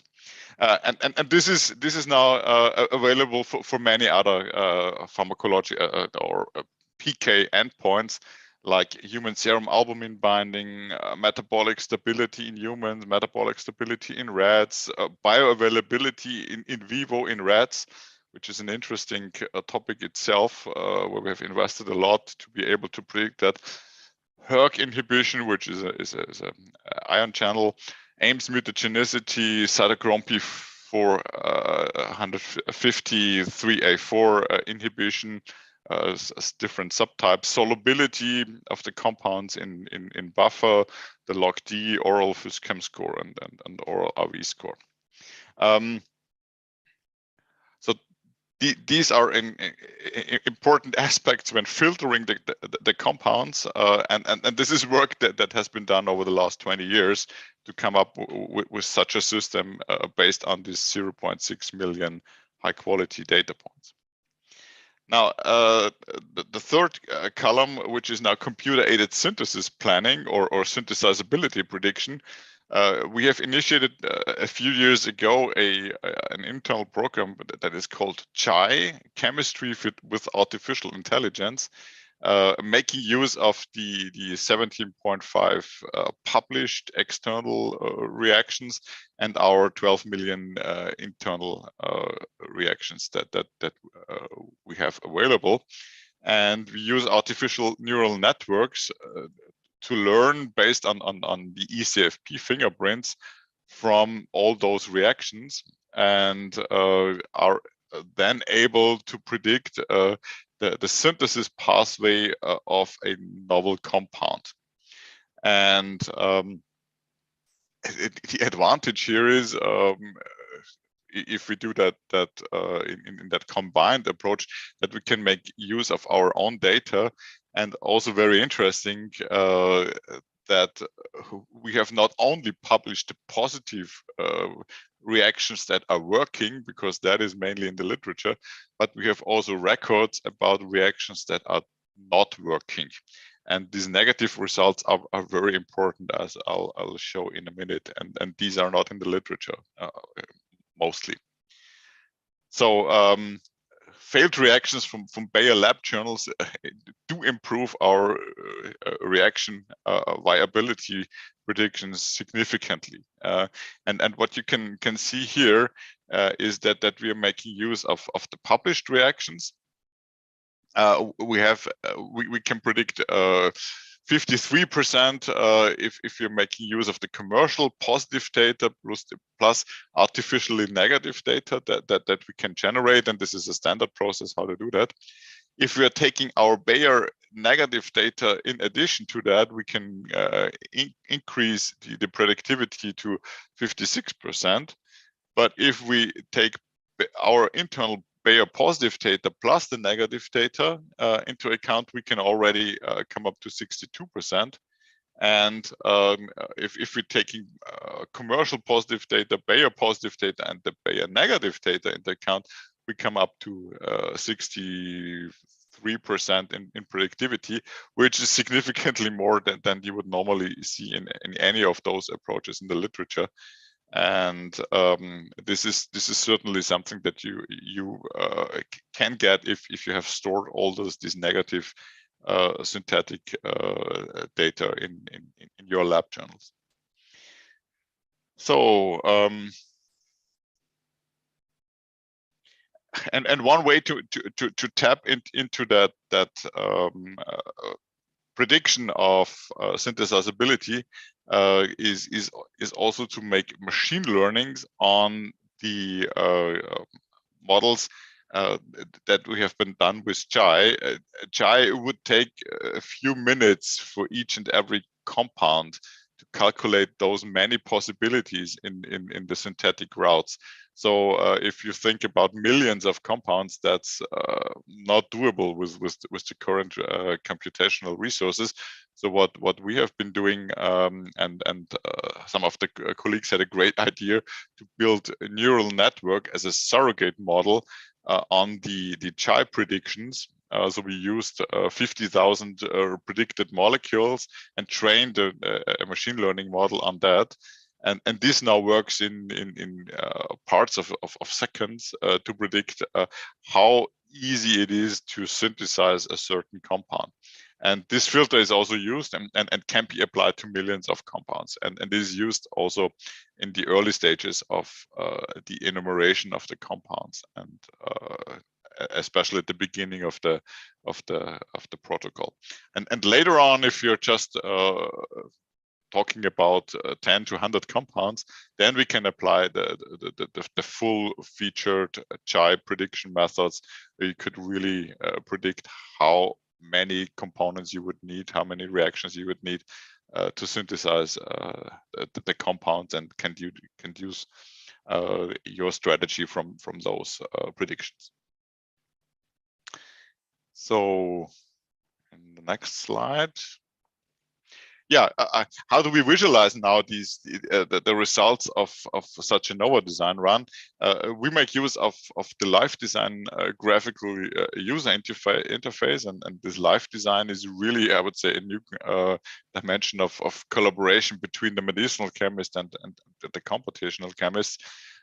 We have used that for the last 2 years extensively, especially in a home office situation where we were forced to work from home, and we can sit together like 20 colleagues designing instantly those compounds and working together via this platform. Everybody in his home office and really working together on one project instantaneously, and that is really a cool new way how to collaborate and how to visualize results, especially for Nova design on your computer screen.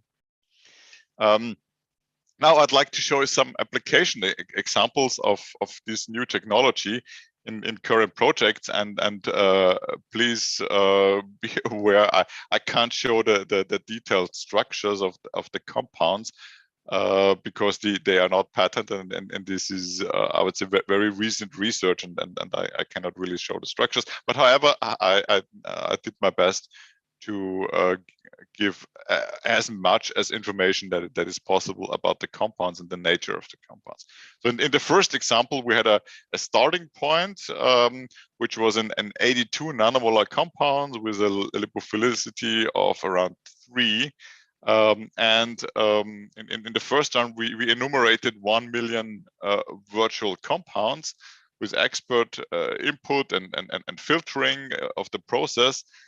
We selected one compound to be synthesized. This took us 2 months, and the novel compound has now is even more potent, has a 22 nanomolar affinity to the target protein, a reduced lipophilicity, and 1/4 of the compound is now different. So I would say, well, we exchanged one part of the molecule and got a better compound out of that. This is probably not really de novo design, yeah, because it's really just replacing one part of the molecule.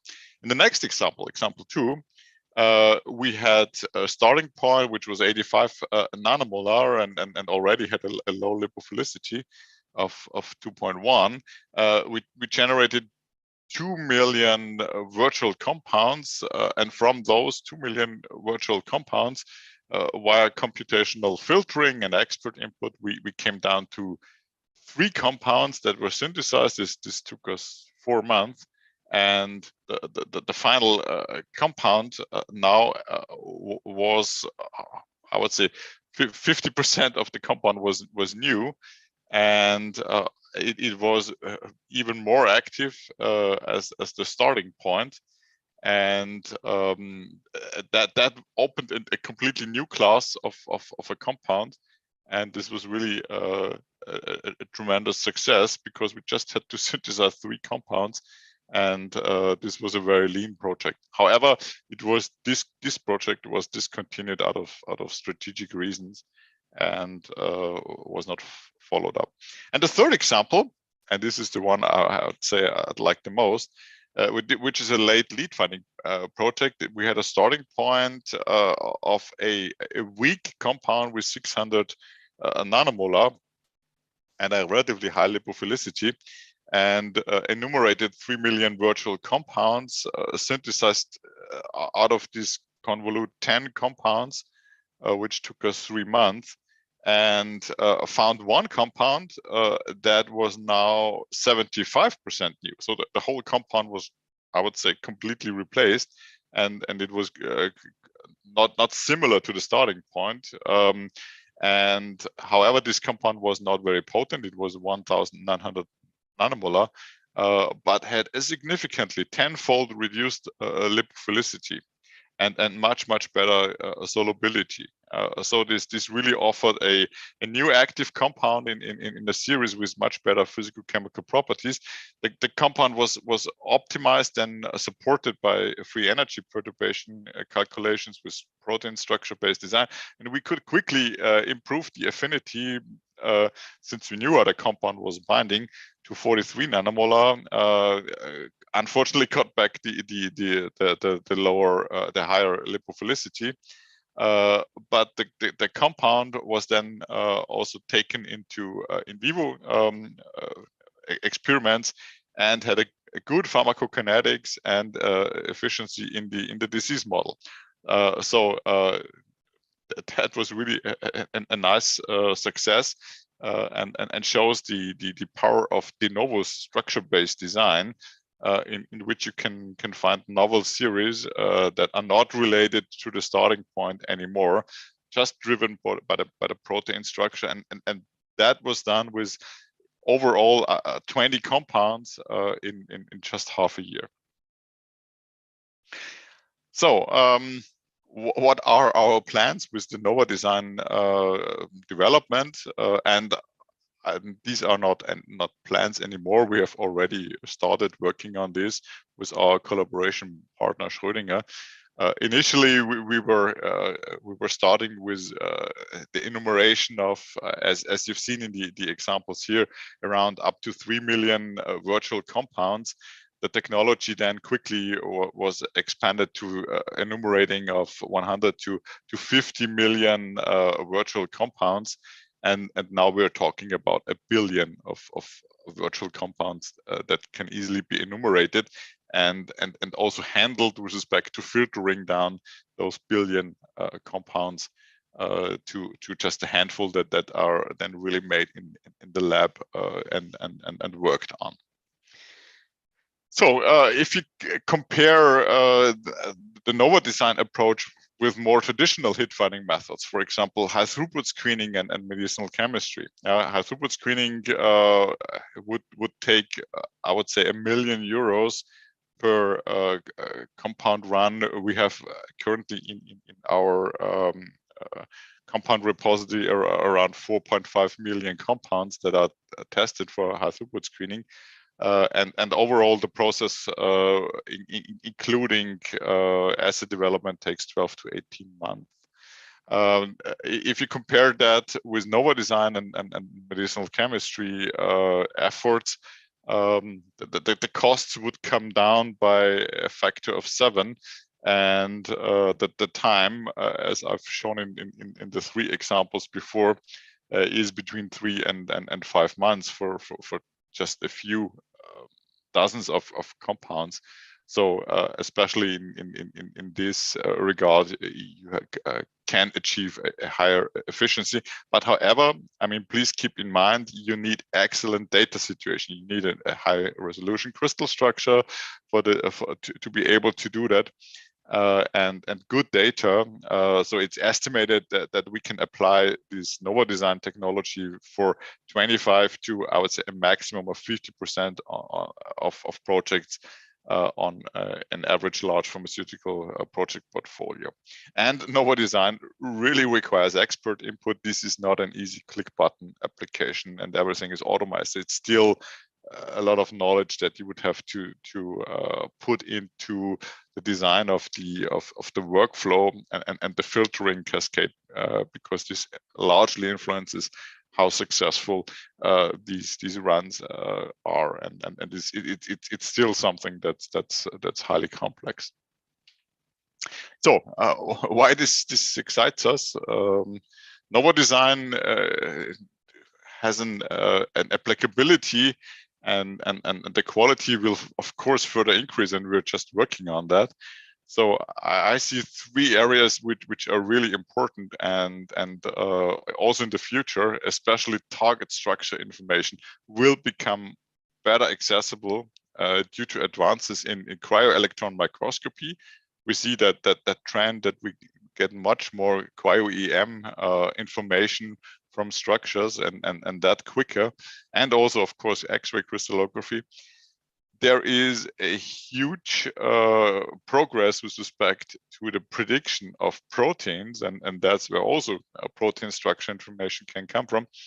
Last year, DeepMind with AlphaFold 2 really won the CASP the CASP competition significantly, and that was also mentioned that already the protein folding problem is solved with this AI approach. And that is certainly something which will play into how we are designing compounds in the future. And physics-based force field methods will be made better and improved, and also the computing power will increase of course in the next years as it has been for the last decades. So, and data availability, that is something that will also play into our approach here. Sharing is key. Yeah, high throughput data generation methods will become more available. And we are, for example, working on a privacy preserving data sharing project, the IMI Melody, which a large number of pharmaceutical companies in Europe, by using blockchain technology, we can share in a privacy preserving way data with other pharmaceutical companies and make use of those data for machine learning. And that is certainly something that also will improve the quality of the filtering of the machine learning models that we are using. And yeah, well, it might be this approach might also be applicable to other modalities like products, and also in an adapted form on peptides. And the use for RNA binding small molecules is I would say still under estimation. So before I finish my talk here, I would like to mention one additional topic, which is the critical assessment of computational hit finding experiments. This is an initiative that Al Edwards, the CEO of the Structural Genomics Consortium, and I have initiated, because we think that computational method development needs an open and unbiased benchmarking.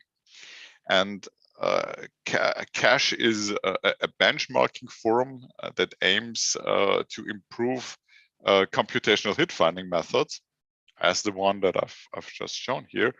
And CASH is modeled after the CASP prediction approach. CASP stands for Critical Assessment of Techniques for Protein Structure Prediction. And the AlphaFold 2 success is exactly based on 27 years of running these CASP competitions every second year.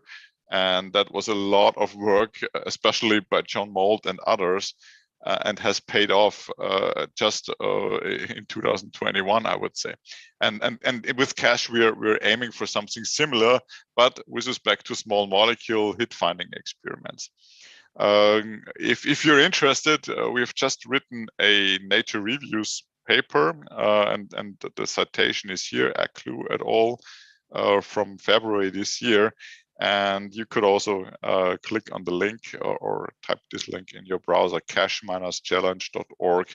All the information is there, and if you're interested, you could participate also in one of these challenges. I think this is very interesting, and details to be discussed if you're interested in that.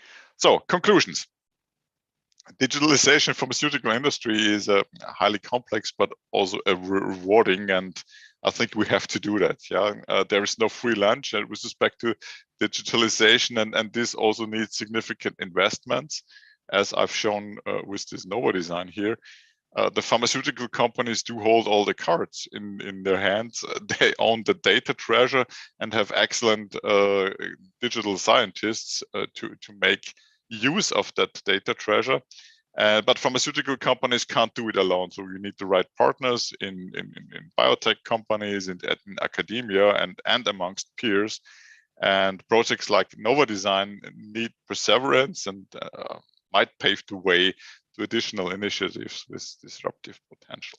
And with this, I would like to close the talk, but not forgetting to thank all the colleagues that were involved in this endeavor. Especially, I would like to thank Mario Lobel, who is the project lead for the Nova Design collaboration, and many of the other colleagues that are listed here, especially from our management that gave me support in financing and setting up the collaboration with Schrödinger. And I also like to especially mention Stefan Ehrlich, who's the project manager from the Schrödinger side. And many of the other colleagues here whose components, like in the predict team with the admin models, the CHI team with the synthesizability and testing the compounds and approaches in computational molecular design is also acknowledged here. Yeah, and with that, I'd like to thank you for your attention and be happy to take some questions.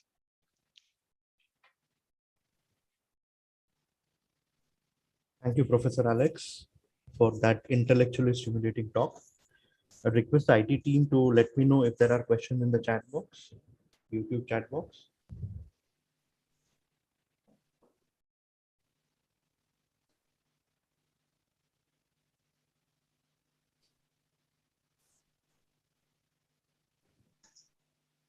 Am I audible, Dr. Harish? Yes, sir. Yes, sir. You're audible. Yeah, I would like to ask Dr. Elish, it was really a wonderful talk. I think a lot of new insights we could get from your talk.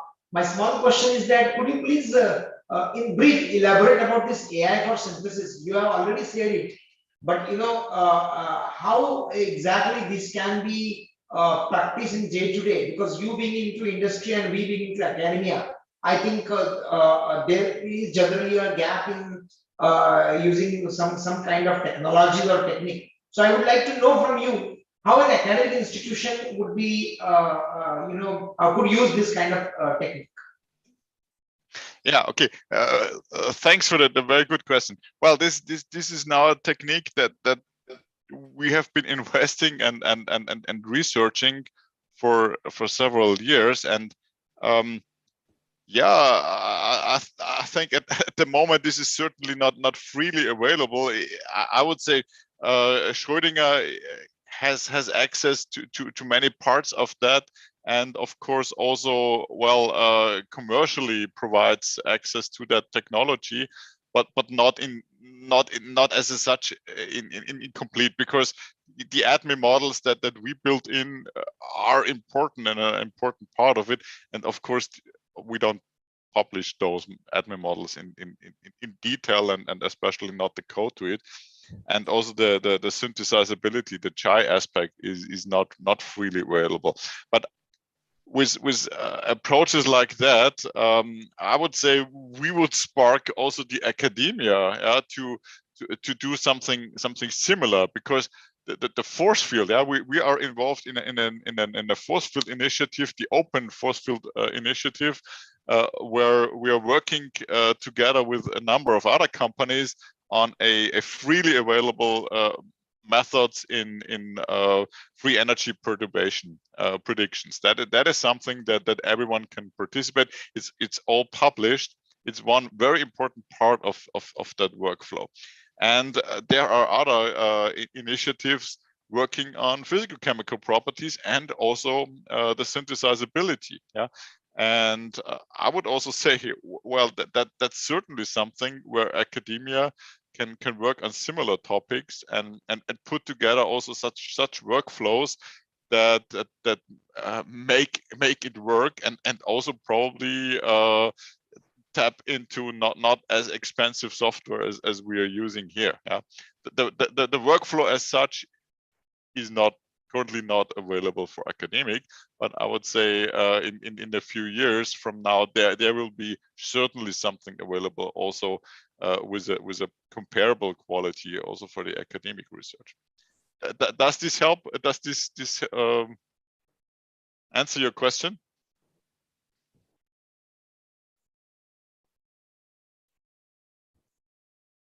Rakesh sir, you are unmuted. You'll have to unmute, Rakesh sir.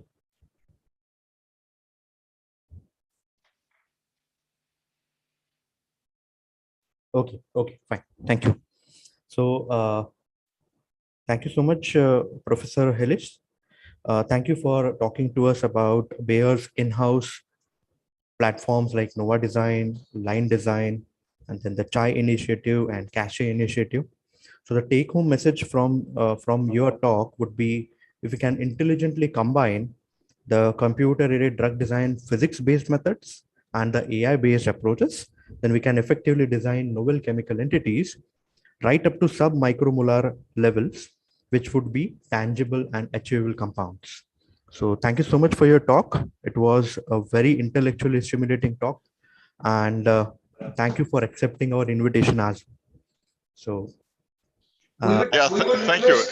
Excellent summary. Yeah, exactly what I told you. I wish to give one more talk in detail in future, particularly on this AI-based synthesis. That's something new which we have learned from you today. Yeah, cool. Very good. Thank you. Thank you very much. I thank you, really sir. enjoyed talking to you and being part of the conference. Thank you very much. I'm honored. Yeah. Inviting you to India, as and when time permits, please do visit this beautiful country. I will. Thank you. Thank you. So thank you, Professor Hillish. And we would, as a token of appreciation, we would like to, felicitate you with 2 bouquets. The first one is orange colored roses and the other one is pink colored roses. So the orange colored roses symbolize the enthusiasm and passion that we see in you and your work. And the pink color roses that symbolize our gratitude, admiration for you and your work. And Super. thank you. And Thank you. And also the certificate of appreciation, the e-certificate will very soon reach your inbox. And thanks again for taking our invite, for your time, and for this wonderful, wonderful talk. Thank you. Have a great conference. Thank you very much. Thank you. Bye-bye. Bye-bye.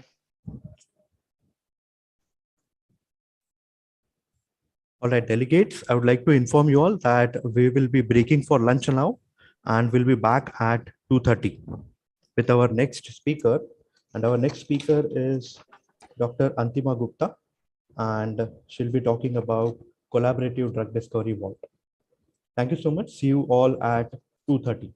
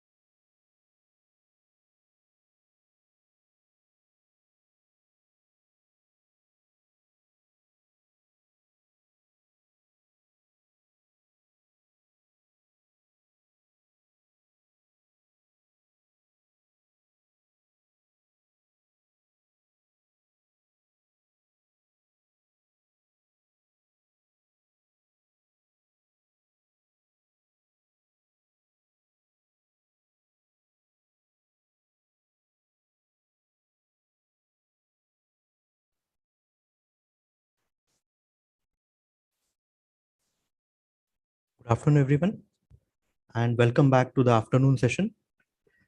So the next talk that we are going to have is on CDT Vault, a simplified solution to manage precious research, and that is being delivered by Dr. Antima Gupta. She is an application scientist with Collaborative Drug Discovery Incorporation. Briefly talking about Dr. Antima Gupta, she has finished her MSc, BSc and MSc in biotechnology from Banaras Hindu University, India, followed by a PhD in molecular biology from Central Drug Research Institute, India. She has undergone training as a postdoctoral research scientist at Brunel University, London. She has also been a UNESCO L'Oreal International Fellow and Research Associate with Birkbeck University of London. She has been a biological scientist and a research fellow at the London School of Hygiene and Tropical Medicine, University of London. Her fields of specialization include basic target identification to right up to advanced preclinical drug discovery projects with expertise in early drug discovery towards neglected diseases. Her experience is more than 11 years at the managerial and research levels, in both in industry as well as academic setups. And she has handled many important responsibilities, positions of responsibility in the past and currently.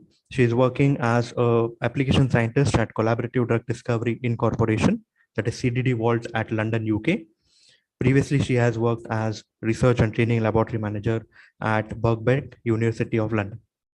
So with this short introduction, I would now like to welcome Dr. Antima Gupta, who is going to talk about CDT Vault, a simplified solution to manage precious research. Welcome, ma'am, and over to you. Thank you so much. Thank you so much, Harish, and I hope you can see my screen as well. Yes, I can see it. Okay. We can see. Thank you. Thank you so much. Okay. Thanks for a kind introduction, and thank you so much for having me here. It's really been nice to be here with you all. And this is such a great international conference. It's my pleasure to hear a variety of talks and introduce you all about CDT Vault.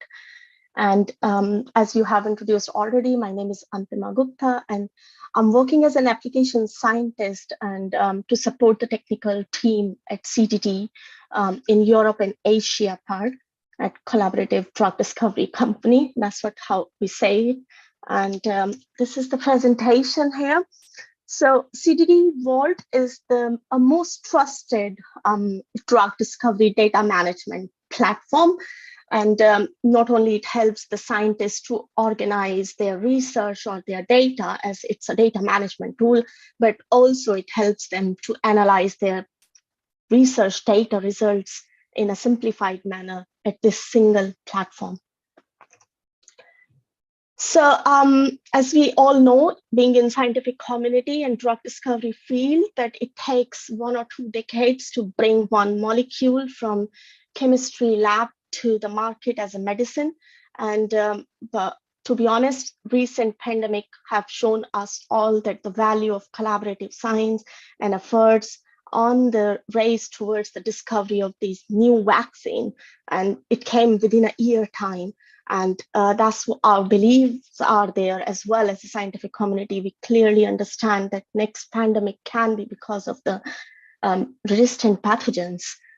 And we know that we are actually losing, and we are at the edge of losing those new antibiotics, or we don't have enough in the pipeline, or we need more basically. So definitely we need modern informatic platform, and we won't use them in a meaningful way. These are few research gaps I jotted down here for you guys, and definitely there might be more actually, but these are few things which I will highlight, that many researchers, they are still struggling with their data. They still keep their data in many folders, in many Excel sheets, PowerPoints, Word documents, and many other files as well. And that's a lack actually. I mean, to be honest, we need a viable and reliable solution. We need something to access them all together, or to have the information, to see the information in front of our eyes together, instead of digging out every day. Then the second point here shows like, yes, there is a variation in protocol sometime in consumable items and many other things when the research gets transferred from one user to other user. So the new researcher come to the lab, and definitely the first step they have to do in the lab is to reproduce the data, existing data, to bring the reliability there before they start the next step. I have been as a biological scientist many years, and I know the pain and I know the value of that as well, because many times if you do not reproduce earlier data, then there might be some problems or you will lose something because of the missing pieces, those missing information from the lab notebook, those missing information which PI or the lead of the project sometimes do not have it actually to transfer to the new researcher. So we need a platform which can help you to actually basically get rid of these variations. Definitely, we need to have the access of the data as well. And we clearly know that not everyone has the access of entire data at single platform or together. Not everyone is able to access that at the same time. So there's a lag there. It's a slow collaboration exists at the moment, and we need to fasten that process for sure. So activity modeling and the selection of inhibitors, they both are very important part of the drug discovery field, but still not being analyzed across all parameters. So definitely there is an inefficient analysis there. So we know that there are many, many parameters. We can't really rely on just IC50 or EC50 value inhibition or selectivity. There are many other chemical as well as biological parameters they are supposed to be analyzed together. And that's missing in the early drug discovery phase. So I will say, yes, we need some sort of data management tool. We need to fill up these gaps and bring the unified efforts across the entire drug discovery process. And whether it's a repurposing of the existing drug or finding a new inhibitor from plethora of chemical entities, the efforts has to be unified. So let's go to the CDD and introduce you about the company. Yes, CDD was founded in 2004, so it's not a very new company. It's pretty old. And then initially they started from San Francisco, but now their footprints are all across the globe. So it's a data management initially, but now we have quite a lot to store and to manage and analyze, not only the drugs discovery final data, but also the basic research data to find the drug targets, towards identification of the targets as well. There is a lot of the research going on, and they all belong to early drug discovery phase. So CDD platform can handle all those sort of data management as well. So that's how we say it's the center of an ecosystem of the digital tool. It's a web-based data management tool to store different entities, whether they are coming from the chemistry field or biological field. They can be either big molecules, small molecule. It can be the mixture of many chemicals as well. Or maybe it's a cell line, peptides, antibodies, nucleotide, the entire cell plate as well, even the animal testing and ADME and PK, PD data as well. So these all belong to the drug discovery data pipeline, and CDD Vault is helping many, many clients across the world to manage their research. CDD Vault is a database initially. But then, as I told, like collaboration is very important for the drug discovery field. So what it provides the researcher to organize their research entities in multiple vaults. So as you can see, these are the multiple vault entities, and you can store many different type of entities in your vault, right? But then you always work on different projects as well. So a vault can be organized across multiple projects. And those projects, they are easily shareable by different collaborators. You can selectively share your data. So for example, one molecule belongs to project 1 as well as project 2, but you can only share a batch of that molecule with this collaborator. So it's very selective. So you can actually share the data as well as share the molecule selectively with different collaborators, CROs, academic collaboration.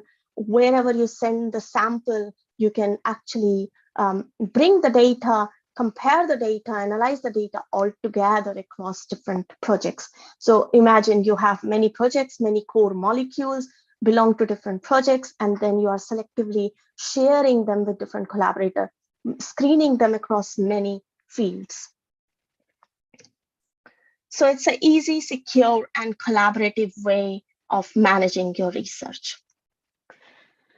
Now, I would like to share the recent case study, and this is the case study for the COVID Moonshot project at CDD Vault. And as you can see here at the bottom in the writing here, there are many big organizations who are trusting and using CDD platform. So this is a single truth of data management. These are another case studies here, and as you can see, the big pharma and biotech companies, they are successfully using CDD Vault. So CDD Vault is managing your data from the very beginning, from the day one. You can have the blank vault as a blank canvas, and then you can start painting or you can start filling up with your data. Now, rest of the time, I would utilize to show you the live demo and show you the inside of the vault using and clicking this drug discovery, or you can say, yes, the website basically. So that's the CDD Vault website. We have 4 modules. That's how we introduce. And first one is the activity and registration. As I mentioned, the first part is registering and managing the data or organizing your entities in the vault, then having the activity data, biological data across those entities. We do have electronic lab notebook as well, and we understand that the electronic lab notebook is a vital part of the registration or activity part. So they both are fully integrated at CDD. We do have inventory as well, so we help the clients to track those entities at batch level, to track their quantity as well as to track their location. Then we do have the visualization tool, and it helps to plot mine the huge volume of data in a meaningful way. And other than that, the CDD platform helps for collaboration. So we just log in with the username and password, and I will take you to the different window actually here. That's how the vault look like from inside. And as you can see that as soon as I log in, actually, I will enter into this page, and this is my demo vault. And the vault, as I told you, is the database, and database is to store different entities. Now, as you can see, I'm the member of many, many vaults, and these vaults actually belong to different type of entities. So for example, I have a molecule, small molecule vault. I do have the ADC, which is the antibody drug conjugate vault, and I can also have some the SOPs or POSH form or sort of documents as well in another vault, maybe a reagent vault separately, and the nucleotide entities separately, cell line separately. So depending upon what kind of entities do you have in the lab, you can always store them and arrange the data around those entities. And I will show you how the customers, they do that. After having this search, basically based on few protocol as well as the structure, you can also have the property search. And then we can have, I have only two molecules in the search here to show you today. So as soon as you provide the chemical identification information, so most of you are the medicinal chemists, so you know that we have the chemical identification in any form. So CDD can handle any different form of chemical identification. So the users, they need to just provide an Excel sheet with these SMILES or UPAC or any other chemical identification system. As soon as you provide that information to the system, CDD has a comprehensive chemical registration system, and it will automatically draw the structure based on your identification. And these things are, obviously, we can download them if we need to use them externally. Once the structure is drawn, then CDD automatically calculate these properties.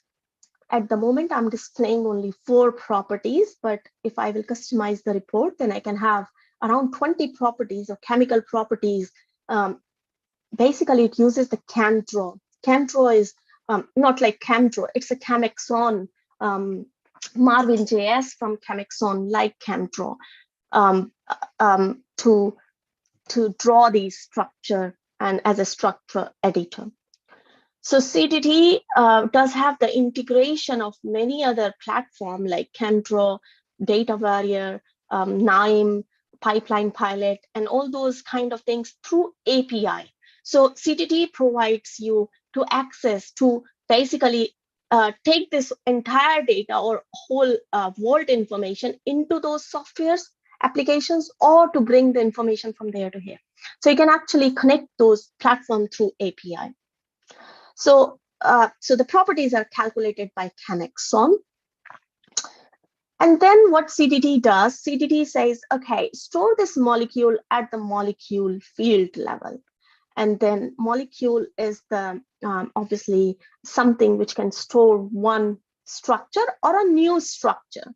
Once this new structure is stored, then obviously you can have multiple or as many as you want the subcontainers under this top level molecule field container. And you can store information in these subcontainer either in the form of the text, number, file attachment, picture, URL link, or date, pick list. Many different formats are available. So you can store information as you want. Maybe the LCMS data, maybe some other information, maybe even the mass spec file as well. So you can store any information under these this top level container or subcontainers. I don't have any synonym written here, but CDD allow the customers to have multiple synonyms for one structure. So you can have, if you have synonym names, so you can put them here. Then the next thing comes up, the batch level field. So what does it mean? Like, so whenever we register a new molecule, then CDD will take it as a new molecule and bring the structure and give this ID as well automatically. But when you register that again, or maybe you're updating the same structure, then CDD will know that the batch 1 had already been registered. And if it's a batch number 2, what CDD will do, will draw a line here and will give you the information about batch 2. So batch level is like many batches of the same structure. And once you have many batches of same structure, then CDD will automatically give you a molecule batch ID as well.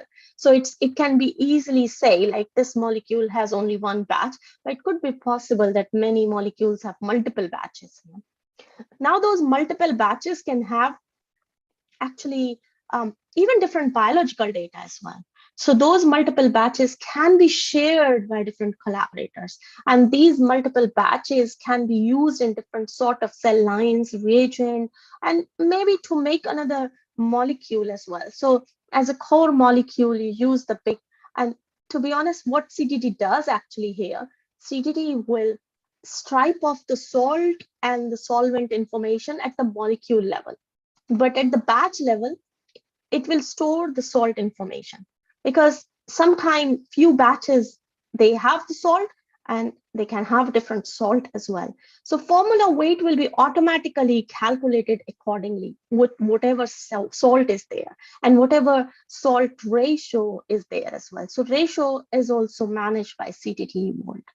And these are the amount or track or inventory basically. So as soon as you take a debit of some compounds or send it or use it for different purposes, then you can definitely update this page and it will record the local date and time, and that will track the history of the compounds. Then obviously these subcontainers as well, this is a batch level subcontainer and they also have many metadata field here, and the users can arrange the information as they want. And CDD users, they can actually create as many fields as they want. So they can have multiple fields here and they can have any type of field what they want here. Again, either in the form of the text, number, or maybe link, sample linking, or URL link, or date, or anything. So once we have registered the molecule, registered the batches of the molecule, and all the information is there, then what comes the next is the uploading the biological data. Now, when this molecule is tested or screened by biologists or biological scientists in the lab, then of course we have these kind of values. For drug discovery, we are very well aware that we have this IC50, C50 values. Basically, the molecule can be tested against many type of cell or cell lines. They can be mammalian cell, bacterial cell, maybe the enzymatic inhibition you are looking for, whatever way of inhibition, whether it's a cell level assay or enzymatic assay, you can have as many as container you want here. So these black headings here, they are the screening containers, or biological assay container, big containers where you can collect information for this particular molecule. So data is actually around the molecule. Now, we do understand that sometimes scientists, they just get the information as an endpoint. They don't have the raw data. So CDD can actually handle just the numerical value. So the biological scientists, they just give you the Excel sheet with the biological value. What you need to do, you need to just upload those values. CDD will handle rest of the thing. Sometimes you have some control values like positive control, negative controls, and reference molecule. If you have those values, then CDD can normalize them as well. But it's all optional. If the users, they don't have controls, then you can even opt out for normalization process. Now, if you have the raw data, if you have the screening lab yourself, then of course you can have the dose response curve. So this dose response curve is automatically drawn by CDD world. And what I provided here, some concentration and the raw data, final measurement here. So CDD can draw a dose response plot using the Levenberg-Marquardt algorithm, and then it will draw over the concentration. Raw data is here. There is an opportunity whether to set this y-axis either for inhibition or growth towards the activation as well. So you can go either activation or inhibition, and you can draw the information here. These curves are totally live. So if you will click on those curves, then these curves, they give you a chance or opportunity to actually flag the outlier as well. So you can simply flag the outlier. You can just click on these things, and then you can outlier, or if something is not working. And you can see on the left-hand side, there are different run, and there is this fit parameter as well here. So scientists, they can actually adjust the fitting, and they can alter the curve class if they want, basically. As soon as you save the changes, then you will see this IC50 value will become italicized.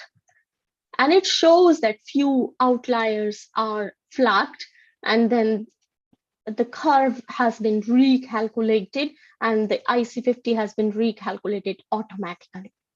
Now, CDD does have the option to do all the standard deviations as well. So based on the information, you can have many standard deviation values here, like, for example, the Z score, Z prime factor, or maybe average sum, and all those things you can do. You can calculate, you can adjust the further calculations, and based on this IC50, you can actually, for example, sometimes it happens you have the IC50 value from the raw data, and maybe you have IC50 value from the collaborator as well for the same compound, and then you want to take the average of both if they are going in one line. So you can do all those sort of things.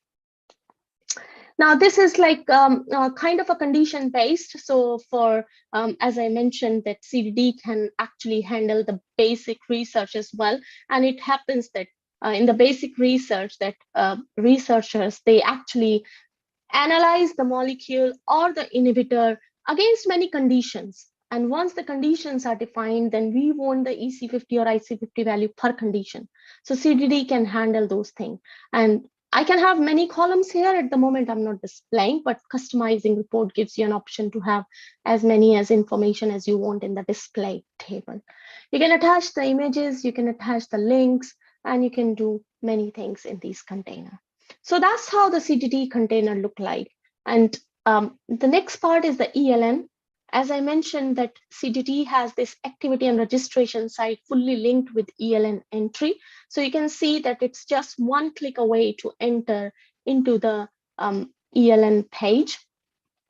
And if I will click and go to the ELN page, then you will see that the molecule has been tested or has been registered using this particular ELN entry. So you can have the ELN electronic lab notebook is a digital version of the normal traditional lab notebook where you can store information as you want. This page can be totally blank. At the moment, you can see lots of writing here, but if you want to start from the beginning, writing your own, you can write it down. And if you have some basic templates, then CDD provides you an option to have the duplicate of the template or existing ELN entry too. ELN entries can be witnessed, so the lead or the appropriate person or the top leaders or scientists, they can definitely finalize the ELN. They can review the ELN and witness before finalizing the experiment. Each ELN can be exported as a PDF, and when we export the ELN, then all the attachments will be exported in a zip folder too. We do have the audit trail, so the ELN entry records everything for the local date and time, the name of the person, and the modification has been done in ELN. These audit trails can be downloaded and used for actual audit purposes directly. Then we do have an option for these. This is a metadata field, and again, the Vault administrator can define and create as many as field as they want. And this is similar to the molecule and batch level when I was saying like you can create your own subcontainers and you can store the information in those subcontainers. Now, the benefit of having these things here is like you can search the ELN from the index page using any one of this field as well. So I will show you the search page. So that's the ELN search page. And as you can see, there are ones, I mean, at the moment, I have only a couple of them, but in the real world or science, basically, you can have many, many ELNs for different projects. So the first way of sorting them out is project-wise. As I mentioned, that molecules are arranged in different projects. It may happen that some projects, they are only belong to the chemistry lab or chemistry collaboration, and some of them, they have gone to the biology as well. So you can basically have different projects and you can select the ELN based on the projects. The another way of searching is the keyword. So yes, you can search the keyword. The good thing is here for searching the keyword is not only you can search the keyword any from here, but also from the attached PDF, PowerPoint, Word document as well. So if I have a PDF here or any Word document attached here, then I can take those wording and those words can be fully searchable from the ELN entry. So that's how, for example, this is the PDF attached here. And if I will open, and this is just a normal PDF, like, right? And if I will take just any keyword from here and put it there in the keyword search, then it will search. So it is quite handy. So not only is search and gives you the ELN having this keyword, but also at the bottom, it tells where it has been used. So which is really, really good. Now in the filter, you can see those many headings basically. So you can search these default heading. You can search based on the finalized, created, modified, or witnessed, or based on those keywords. But these are the metadata field which the Vault administrator created in the Vault, and they help to identify or to scroll or search the existing ELN entries. So search is quite handy. Because I'm here, so let me also show you the search based on the structure. So we have the Marvin.js by Chemexon. If I will search the ELN based on drawing any structure, then and use this structure, then it will search the ELN based on that structure as well. So as you can see, we can do multi-parameter search, not only based on the structure, but also based on the keyword. And all the ELN entries having the key structure as well as keywords appeared here. And it shows actually the substructure, a core molecule. So the substructure, wherever, whether it's in a reaction or in a molecule, it will come up. So these fields, they are helping for identifying to search, as well as you can have some pick list here. You can have information as you want. You can also choose what you want to write in these pick list, and you can define them. The ELNs can be discarded, but they never discard forever, so they can be retrieved based on condition. Now, there are some good features here as well. And this one is definitely the structure editor, which I have shown you. Again, if you will enter, then you can draw the structure. You can also bring the structure if you have the mol file or any file in your computer, then you can also draw the reactions here.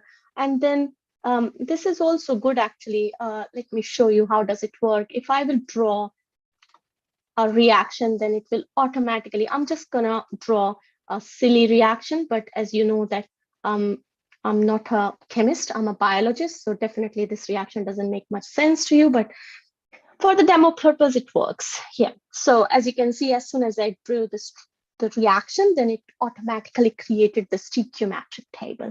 And in this table, you can do other things as well. You can add the reagent, make solvent, and you can also define the limiting agent, and you can actually fill up those mass and volume accordingly, and then the reaction will be adjusted and like fully completed, basically, based on the information you provide there. Now, these molecules can be directly registered from the ELN entry in the vault. So you can register these molecules by drawing, simply by drawing, and then register the molecule. Let me show you the icon actually. So if you can see this. So if you draw a new structure in ELN, then this register option comes here. If you click, then you can register the molecule in the vault. Another way of creating new molecule is this icon in the top toolbar. And if you click on this, then you can actually type in or paste in the identifier here, or maybe again, you can launch the structure, and launch the structure is again, for example, if you create the structure, then it will take automatically the information. And then you can give those stoichiometric or stripe or salt information here. But these are fully editable later on as well, and other information required, and define the project, which project does it belong, and create a new molecule. Now we do have this sample linking as well. Sample linking is a very cool feature at CDT Vault. And this sample linking actually allows you to link the existing molecules in the database across different databases as well. As I mentioned, a member can be a member of, like, a person can be a member of many vaults. So you can search across multiple vaults. You can bring molecules just from here. You can also have a valid URL link as well. So for example, if you just take a molecule, or even if you do not take this molecule, maybe you want, the maybe demo 90 or something like that. If you take from, if you know the molecule or the ID of the molecule in your vault, then you can definitely bring that molecule here. And as soon as you bring the molecule, it gives you whether you want to insert or link the URL or the text as well. So you can say, this is my reference molecule, maybe for this reaction, or a core molecule, or whatever writing you want to see or say. Or if you want to just say the name, or maybe directly the structure, and save the changes, then this molecule will enter in the vault. So that's how it works. It works here. So whenever you have the molecule, then you can again register that directly. So this is linking of the existing or entities from the vault. You can also link the ELN entries or another ELN linking as well. So if you know something from even not only from this vault. As you can see, this red bit is the vault name. So this is different vault actually. So we can actually pull out different ELN from other vaults as well. But depending on whether you are the member of many vault or those vaults or not, or whether those options are enabled in your vault or not. But yes, you can actually communicate across different vaults for multiple reasons in ELN. And those links are viable. So if I link something, then this is actually, you can simply just clicking on it, then you can enter into those ELN, and maybe you can enter into this molecule. So these linkings are very important, and they provide you an option to really have the information directly in front of you at any time. Now, this is linking of the ELN, linking of the different batches, molecule. Now you can also link the protocol as well. For example, if I'm saying I'm gonna have the data in this ELN entry or in this experiment, and I just want to do this and enter this into the protocol. As you can see, this is a protocol actually. So as soon as I will save the changes and link the protocol, then this will go into the protocol. Right? Now, insert attachments. ELN can handle the attachment of multiple type of files. Microsoft Office is fully integrated at CTT ELN, and that can be used to edit the files, the Microsoft Office files, if you have the license of Microsoft Office. So what does it mean? Those Excel, Word document, PowerPoint, they are fully editable and saved automatically at CTT. These files, if I have the Microsoft Office license, then I can see this and I can open these files in the Microsoft Office. And if I edit them, they are saved, they save automatically. And once they are saved here as well on CTT. So if you're working from home or working from lab, then you don't need to worry. You just work on the online web-based system, and they have all the saved information.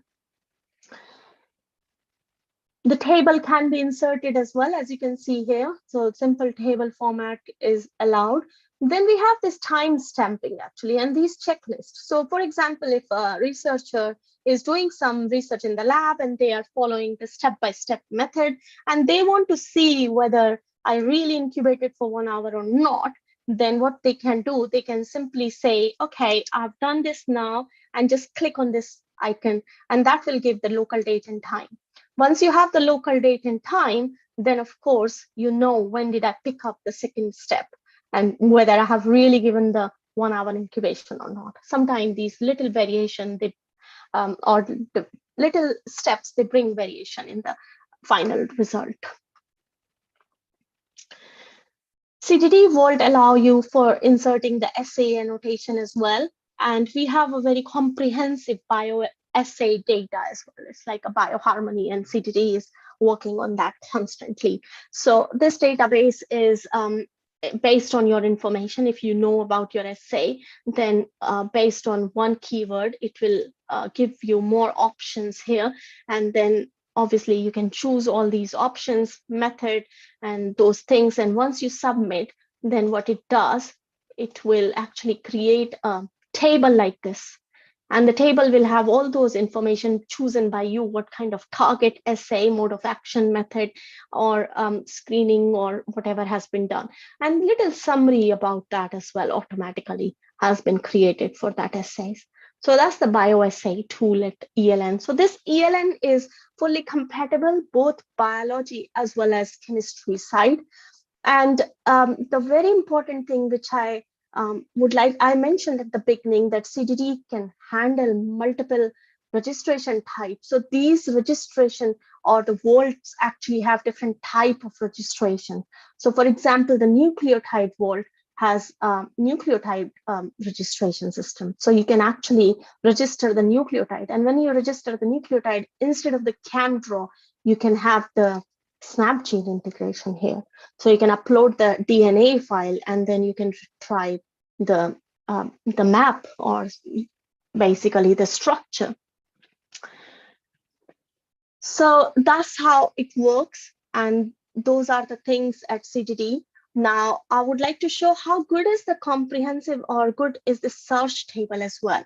So when you have that huge volume of data around, well, some customer, they have millions of compounds as well, but definitely thousands of compounds in real life. So around those thousands of compounds, when you have many biological assay data, your ADME, PK data, your dose response curves, and your cytotoxicity assay data, and lots of things you have, then the question comes, I want to search multiple parameters together, and I want to bring the information which suits best here. For that, then what you can do, you can actually search in different protocol, and you can actually add many here, and or. So not only you can search for specific protocol, but you do have an option for the protocol field. So you can search based on your keyword, and these protocol fields are user defined fields. So you can actually create your own search parameters as well.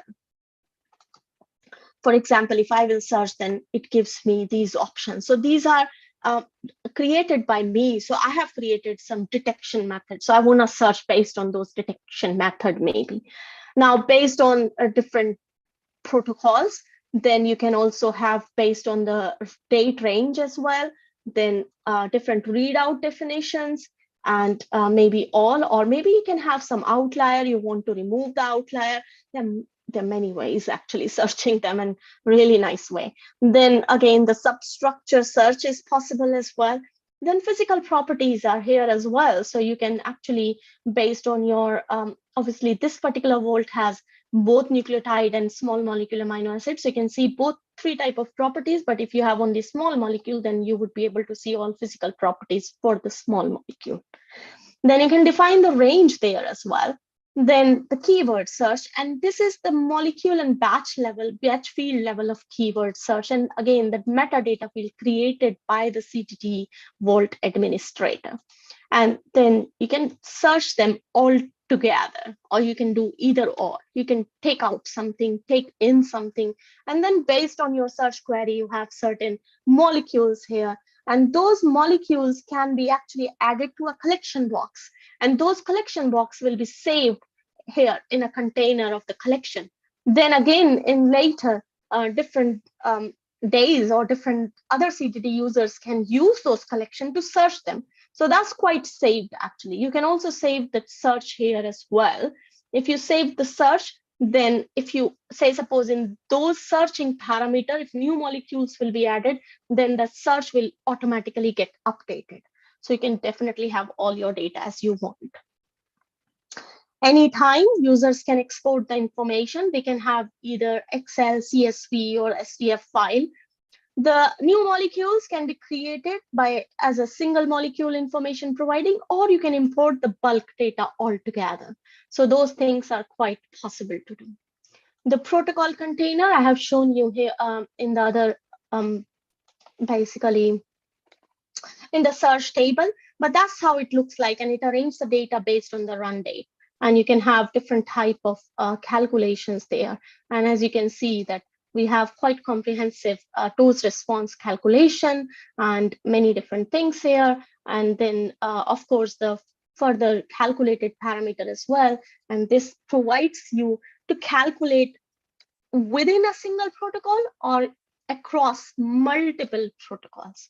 So you can have the further calculation of formula, or maybe a ratio or something based on multiple parameters. So that's how the system works. And now I will show you the visualization tool, basically. So this is our visualization tool.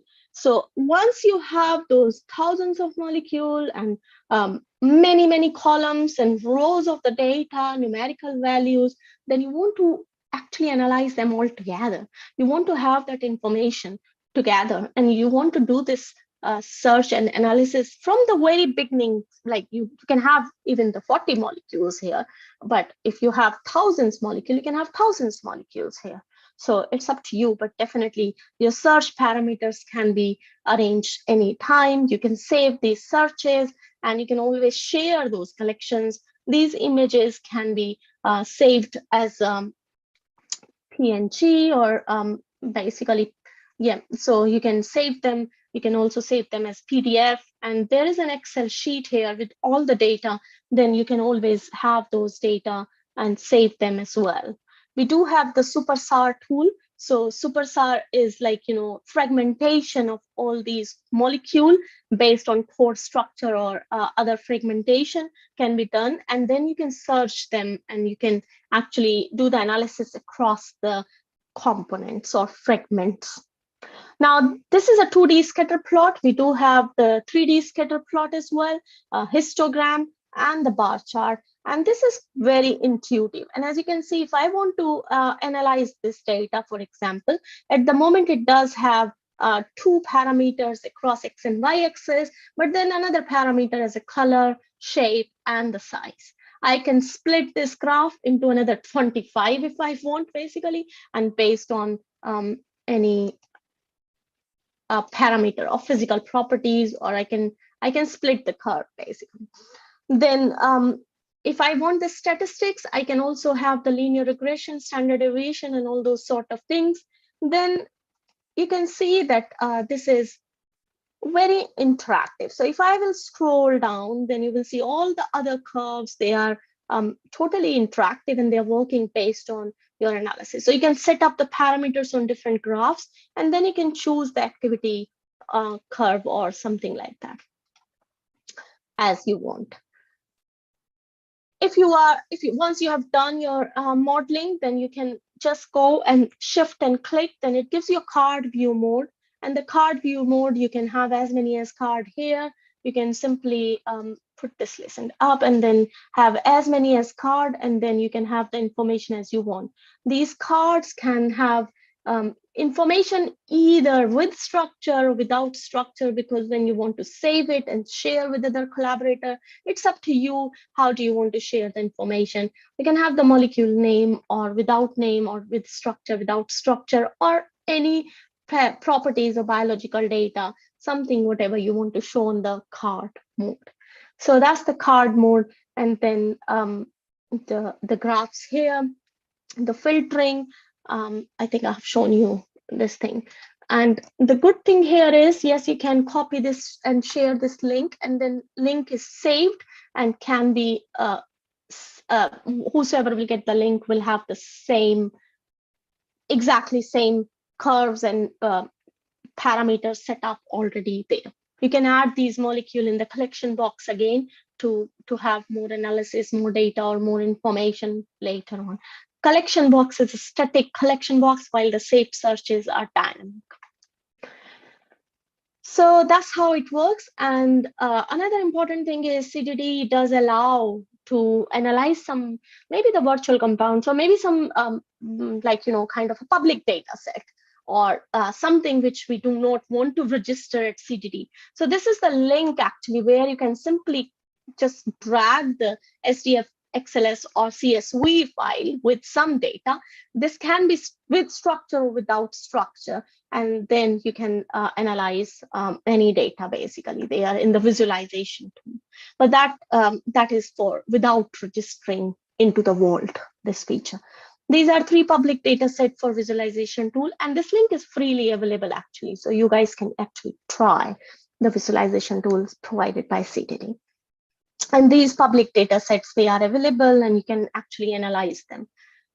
The public data is also available at CDD Vault here. So there are many public data sets available. So CDD users can have those information, and then there are 140 available there, and you can basically have some information. There are Spark project, TB, malaria, many projects are there. So, I think I have tried to cover as much as I wanted. If there is any question, then I would be happy to take it now.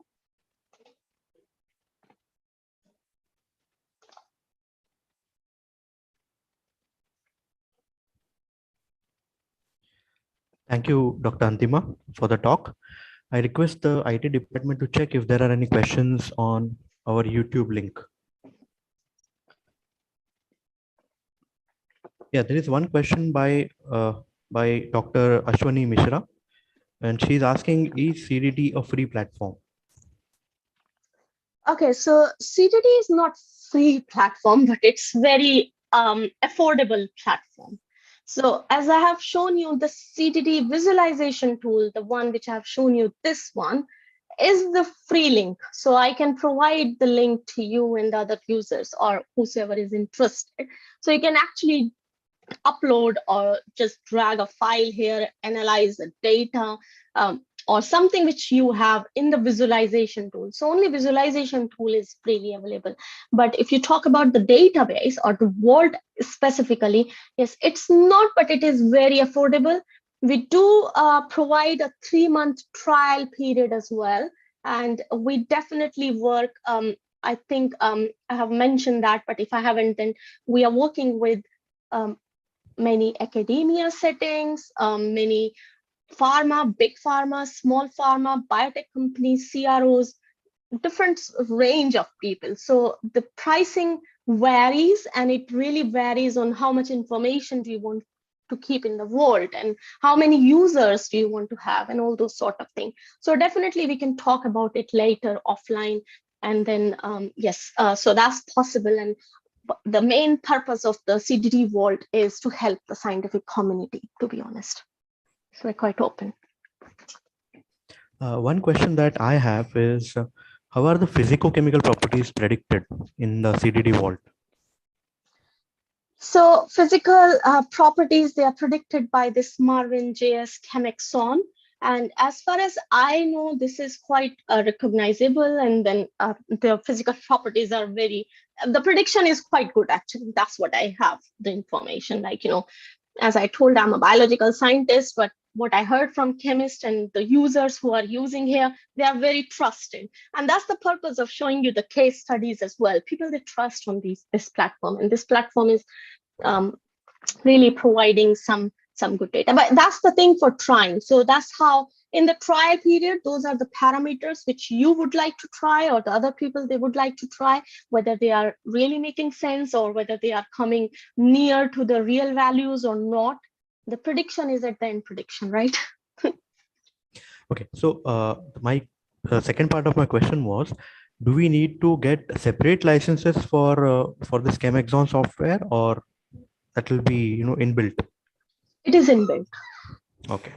So for biologists, we have SnapGene integrated. For chemists, we have Marvin JS integrated. Microsoft Office is also integrated, but other platforms, they are linked through API keys. Okay. All right. Okay. Thank you.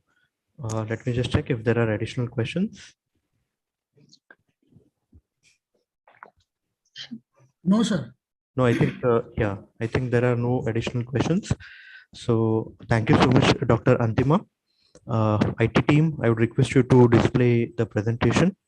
And the take-home message from Dr. Antima's talk would be that CDD is a simple, easy, useful, and trusted data management system for managing and collaborating on precious research. Yes, thank you. Thank you so much, Dr. Antima, for your talk. And as a token of appreciation, we would like to present to you virtual bouquets of orange roses and pink roses.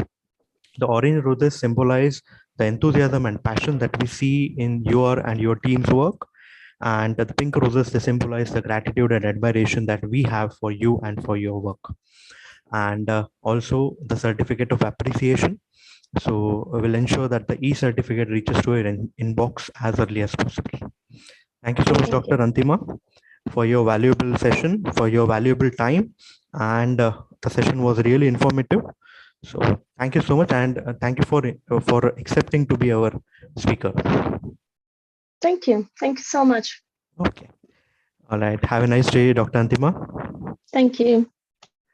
Yeah. And to all the delegates, our next session would be at 4 p.m. Indian Standard Time, and it will be by Professor De Sheng Chen.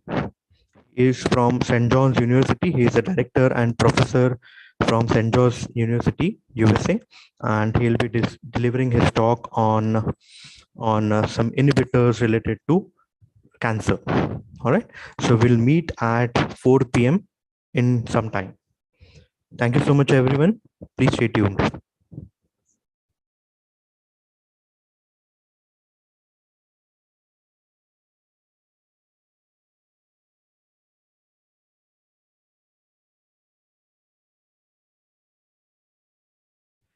IT team, I would request you to display the message that will be back at 4 p.m. Yeah, thank you.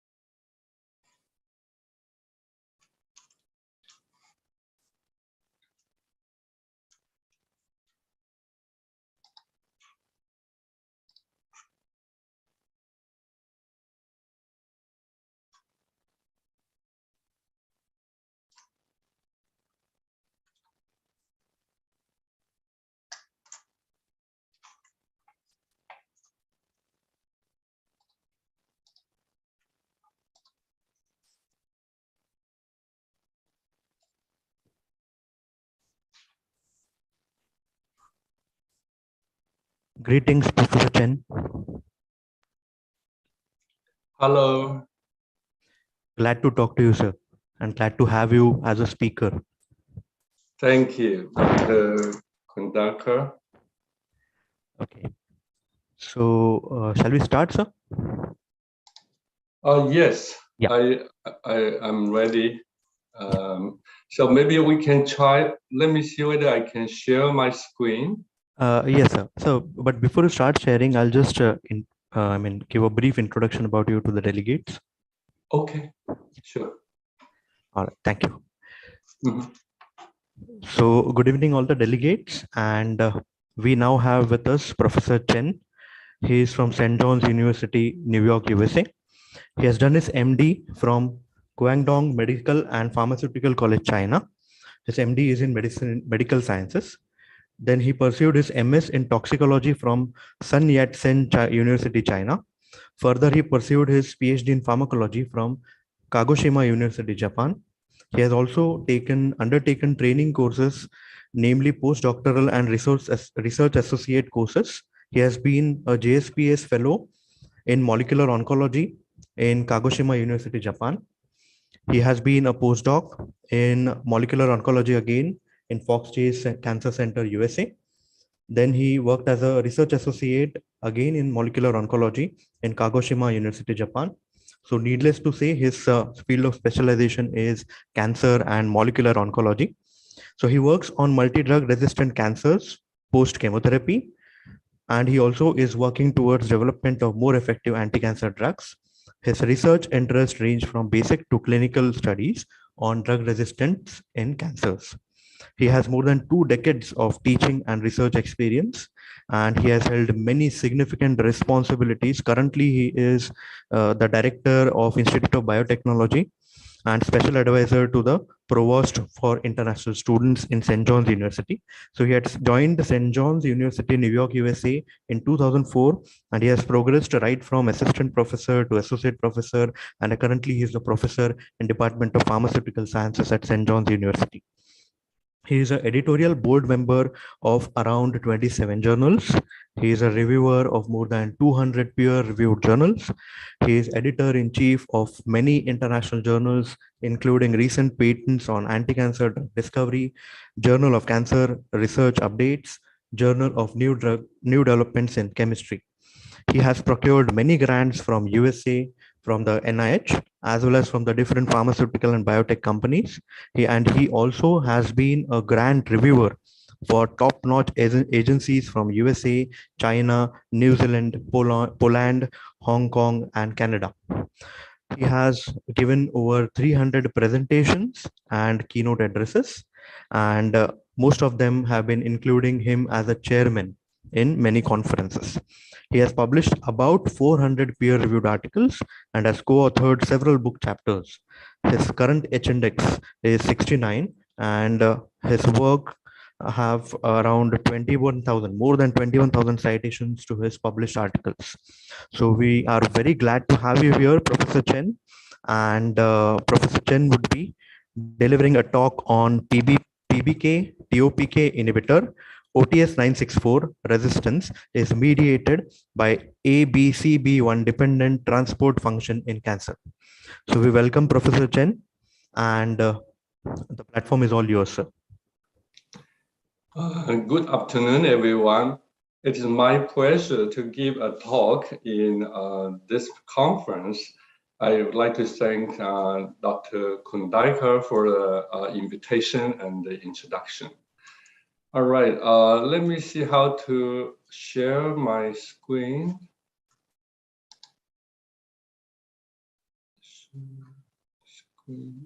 Oh.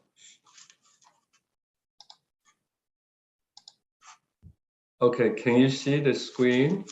Yes, you can see it. Okay. All right. As Dr. Kundakar already introduced, the topic of my talk is about a small molecular tyrosine kinase inhibitor, OTS-964. We recognize that is probably a substrate of ABCB1, and if the tumor always expresses ABCB1, it may cause drug resistance to this compound. So we have included in vitro and in vivo study. So I will give a little bit of background introduction and tell you about the experimental design, our result, and some conclusion. Professor Chen, sorry to disturb you.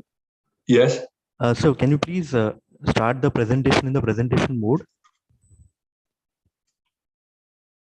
What can you say again? I mean, we are seeing the presentation, but then can you just click on the presentation mode? Yeah. Presentation. Yes. This one. Yes. Oh, yes. okay. Yeah. Sorry. Thank All you, right. thank you. Okay. So So this is okay. Though in this page, I also include my email in case some of the audience in the future would like to communicate with me. And so this is my email at St. John's University. So I will, due to the limit time, I will try to just briefly introduce the background about ABC transporter and the cancer. So as you may know that cancer is the second most common cause of death following cardiovascular disease. And in 2021, there is about 1.9 million new cancer cases and about 0.6 million cancer deaths in the United States. I'm sorry, I don't know about the numbers in India. And about the cancer, different cancer type, this is the statistic. And also we know that the mortality, of course, lung cancer still is the #1. Regarding the cancer treatment options, we know that traditionally, surgery is one of the oldest treatment, and if diagnosed in the early time, it's possible to be curable. And radiation therapy is another older therapeutic strategy. It's over 100 years. For modern cancer chemotherapy, chemotherapy is the one start from 1940s. So those are the major ones. But in recent years, some newer therapies such as targeting therapy, immunotherapy are the one for cancer treatment. Of course, we know that some type of specific cancers that can be have the hormonal therapy and bone marrow transplantation as well. And as you may know that regarding the multi-drug resistance, multi-drug resistance, MDR, is the protection of the tumor cell population against numerous drugs of differing in no matter chemical structure or mechanism of action. They can cause same drug resistance. And there is evidence to show that the clinical effect is limited and cannot last for a long time period due to the acquired drug resistance of the tumor cells. So this is the schematic model to show you different mechanisms of drug resistance may happen. If so this is a cell, then we know that sometimes the cancer cell may reduce the drug to be uptake into the cells. So this is one of the mechanism. Some other drug resistant mechanism include like enhance the DNA repair activity. As we know, most of the anti-cancer drugs try to target to the DNA and damage the DNA. But if the DNA repair activity is increased, they still can repair and survive. And some other mechanism like targeting therapeutic drug, maybe the tyrosine kinase get mutation. Those enzymes get mutation maybe or decrease or upregulate the expression. And for my lab, we focus on the increased efflux activities, such as overexpression of the ABC transporters. And no matter decrease the uptake or increase the efflux, finally they lower the drug concentration in cells and cannot kill the cells. That's why they cause drug resistance. And about the ABC transporters, we know ABC stand by ATP binding cassette. And in human, there are 49 ABC transporters, subclassified to 7 subfamilies from ABCA to ABCG. And for most of these ABC transporters, they have two transmembrane domain and 2 nucleotide binding domain. But some transporters may be as a half transporter, only has 1 TMD and 1 nucleotide binding domain, like ABCG2 is the case. And this is the model to show that once the anti-cancer drug or other subject or ABC transporter get into the cells, they can interact to the transmembrane cavity. And also the ATP is the one can bind to the nucleotide binding domain. So this is the ATP binding domain. ATP hydrolysis is the one to generate the energy. And then the conformation of ABC transporter can be changed to this one as an open that and allow the drug to be efflux out to the actual cellular compartments. And then they can return back to the original situation and have the second cycle to pump out the drugs. And the ABC transporters, as I told you, they are 49 ABC transporters. The most common one and most important one, the first one discovered transporter is called ABCB1, also called PGP, P-glycoprotein. The other name is MDR1. Many anti-cancer drugs are the subject of ABCB1. Include paclitaxel, doxorubicin, vincristine. Colchicine is not an anti-cancer drug, but is used for gout treatments. It is also targeted to the mitotics, like vincristine. So it's also a good substrate of ABCB1. And for the last 40 years, even about 50 years, for the last 50 years, since 1981, scientists uncover a lot of inhibitors of ABCB1. The first generation ABCB1 inhibitor include verapamil and cyclosporin A. But those inhibitors are not very potency in the clinical trial. The second generation drug, they get better outcome in both in vitro and in vivo, but they still have some disadvantage, like drug-drug interaction.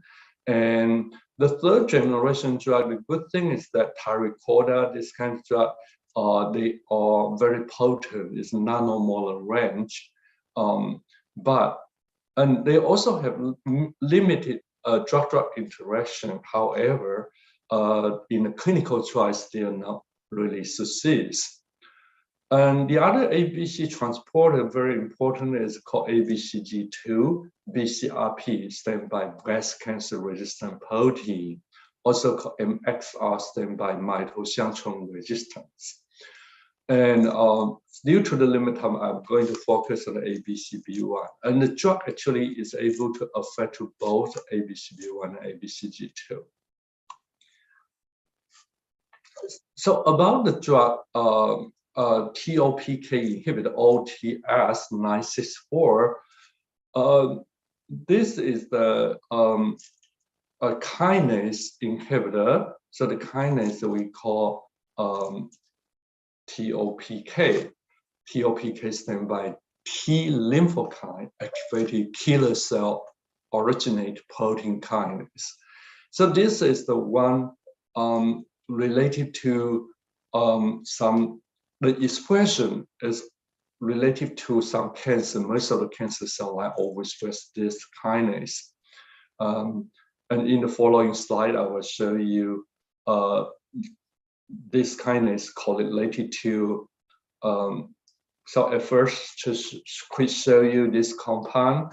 Through the high throughput screening, they found out this one as a potent one, and already used in a clinical trial. So this is the structure of OTS-964.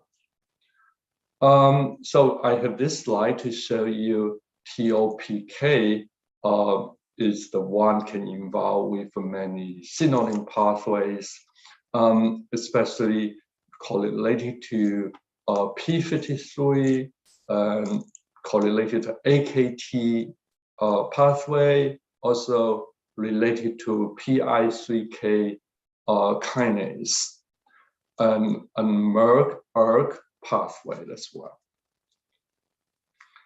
So why we want to try to do this is that because we know quite a lot of small molecular drugs are the subject of ABC transporters. So we just wonder whether OTS is also the subject of ABC transporters. If this is the case, then we should be careful when we use this drug for some tumors that overexpress ABC transporters. So before we, so in order to do this kind of research, we need to have some cell lines. So for this ABCB1 overexpression cell line, we have KB31 as a parental cells and KBC2 as a ABCB1 overexpression cell line. And SW620 is, KB31 is an human epidermoid carcinoma cells. And SW620 is a colon cancer cell line, and the resistant cell line is called SW620-AD300. AD stands by adriamycin. So we use adriamycin, doxorubicin, to induce the drug resistance. And the major drug resistant mechanism of SW620-AD300 is ABCB1 overexpression as well. Besides drug selective cell line, we also use the transfectant cell line. So HEC293 ABCB1 is transferred with the ABCB1 plasmid, and the anti-vector transfectant as a control. So we have both drug selective cell line and transfectant cell line for this study. So we actually, besides this, we also have some other cell line, like we have a ABCB1, ABCG2 co-transfected cell line. We also have the knockout cell line. We knock out the ABCB1 gene from the SW620 and SW620-AD300 cells. So we have many different cell lines. Well, so one of my dreams is to build a drug-resistant cell bank in my lab. So how we conduct this study is that we first to do the cell viability assay, such as MTT assay, to see what is the IC50 values in our resistant cells. And then we found out that the IC50 values in the resistant cells are much higher than to the parental cells. We try to do the mechanistic studies, include drug accumulation assay, ATP assay, and the molecular docking analysis. We also do RT-PCR and Western blotting, try to know whether the expression level of ABCB1 get upregulate or downregulate. And the last but not least is the animal study to show whether this phenomenon is also happen in the in vivo tumor xenograft model. All right, let me quickly show you the results. So the first one is to show you that OTS resistance is mediated by ABCB1. So this is the MTT assay result to show you that the IC50 value in the KBC2 cells, the red line is shift to the right, means that they have higher IC50 value than the parental cells.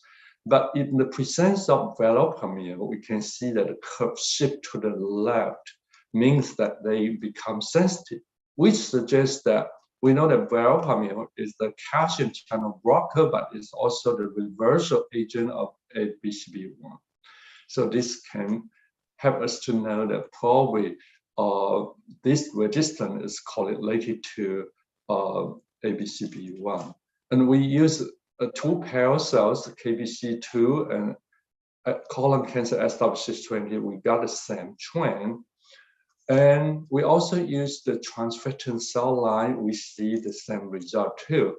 After transfect ABCB1, the IC50 become higher. And then after use the verapamil, the IC50 will go down. This result.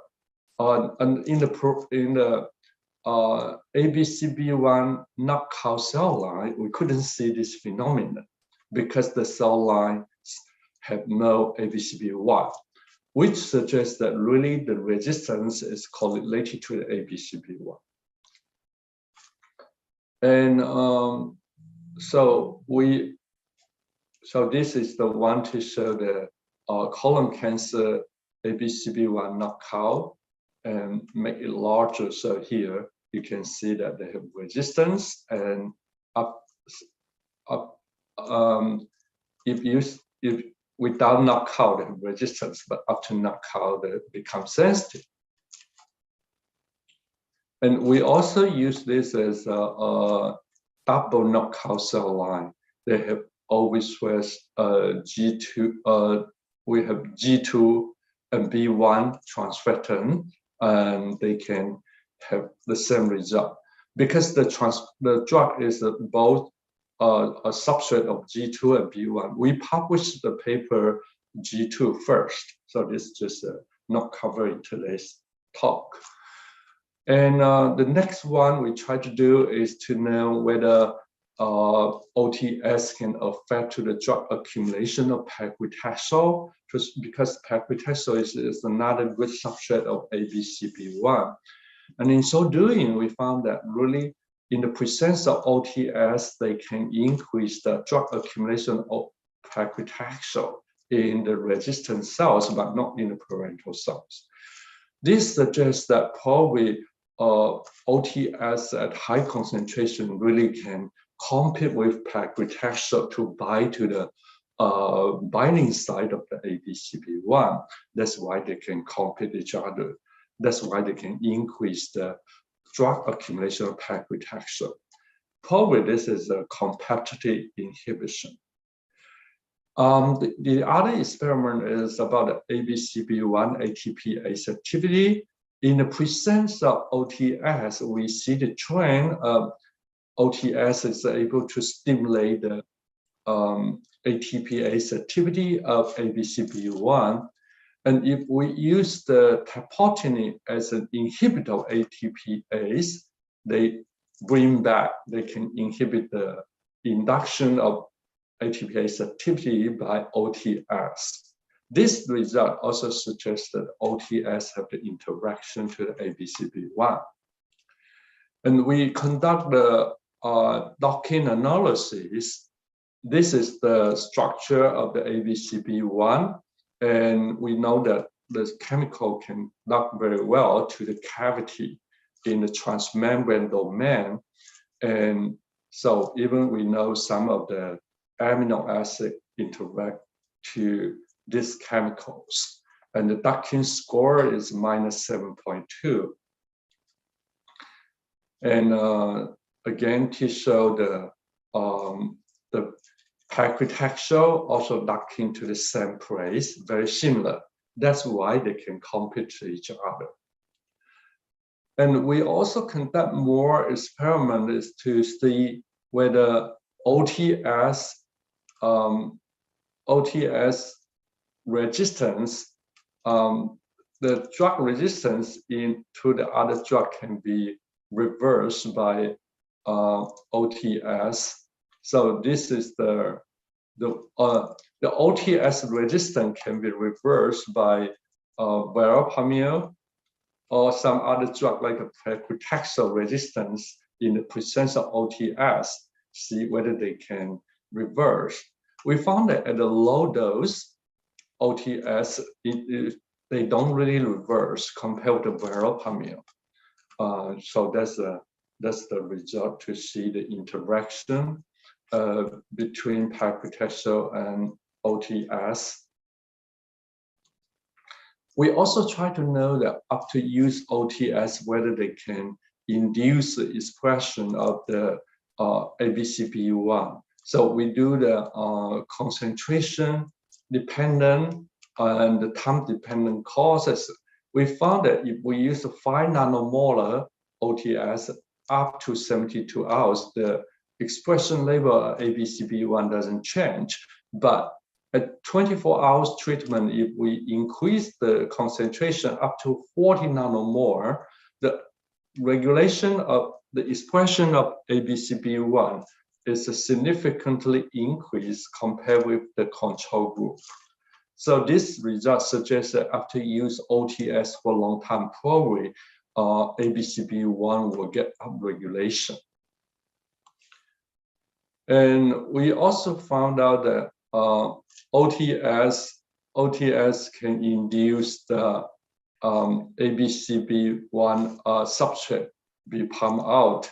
So we have paclitaxel accumulation and try to see whether OTS can induce the accumulation or not. So in this case, we only see happen in verapamil, but at low dose of OTS doesn't affect to that.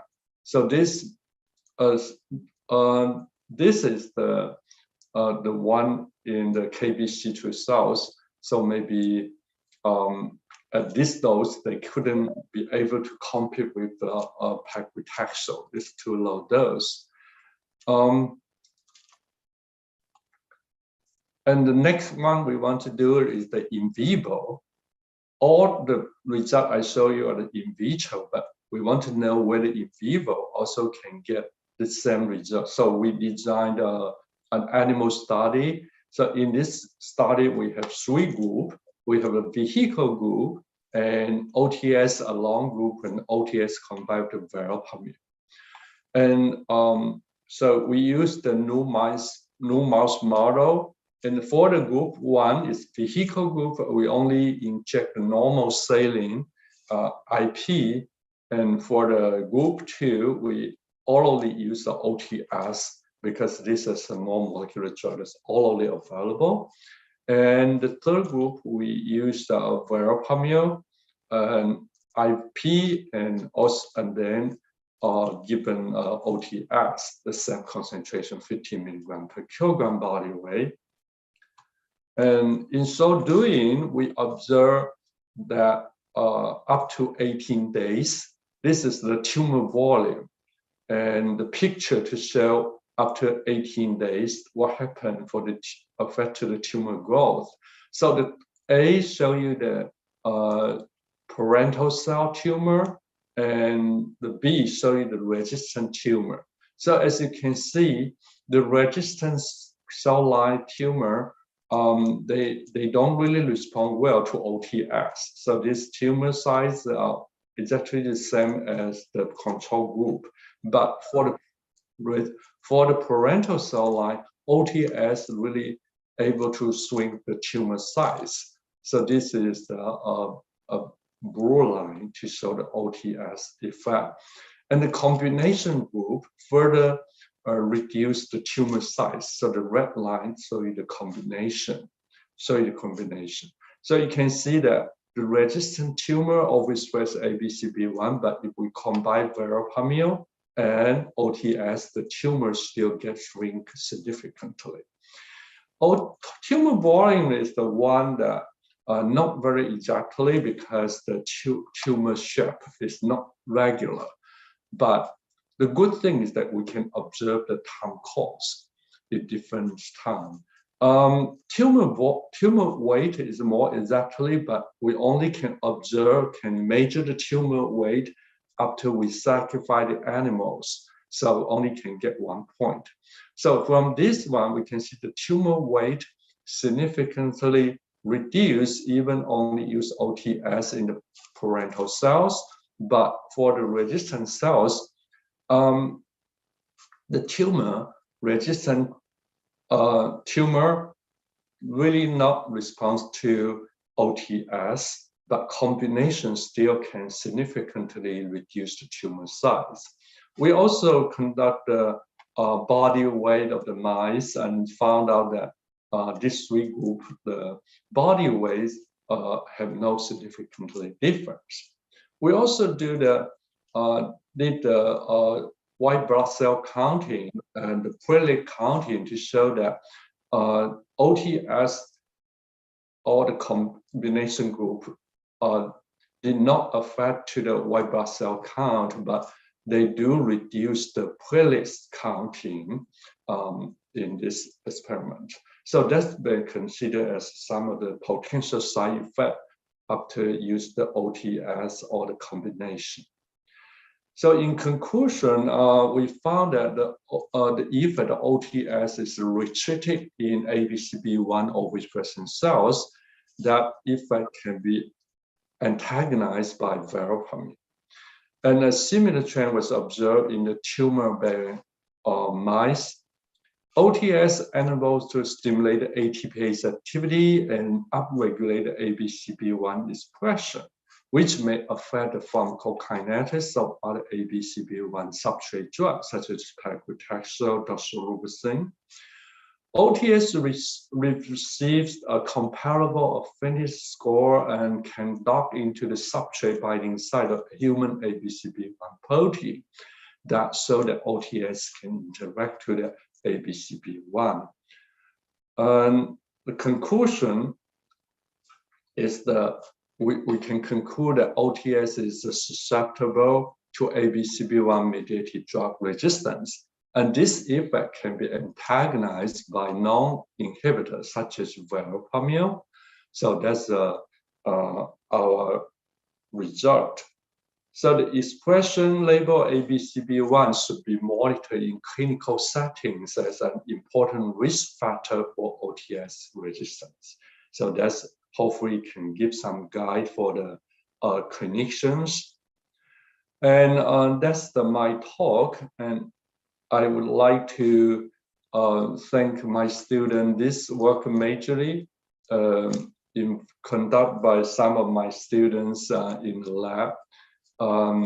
So we got the support from NIH and some support from the St. John's University. So those are the pictures to show we have a lab relatively big at St. John's. So that's my lab. And thank you for your attention. I'll be happy to answer any questions you may have.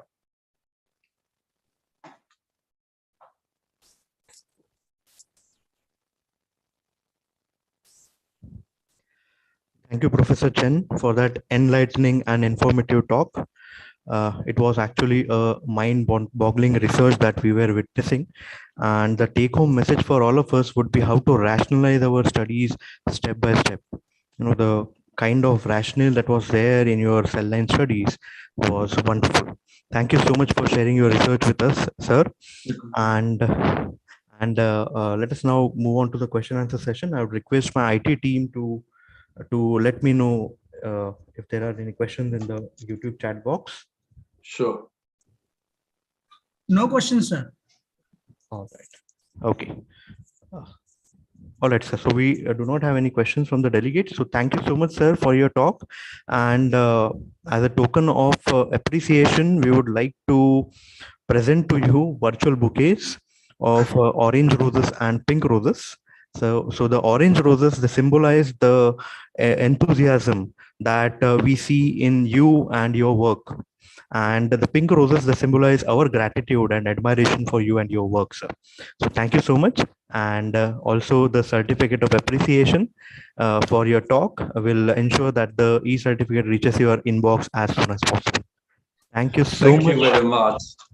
Bye-bye. Thank you so much, Professor Chen. Have a nice day. Bye-bye.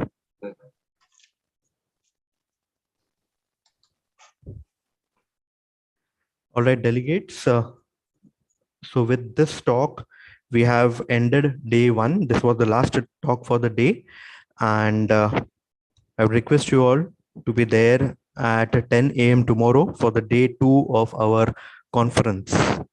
Thank you so much for your patient listening. Have a nice day. Bye-bye.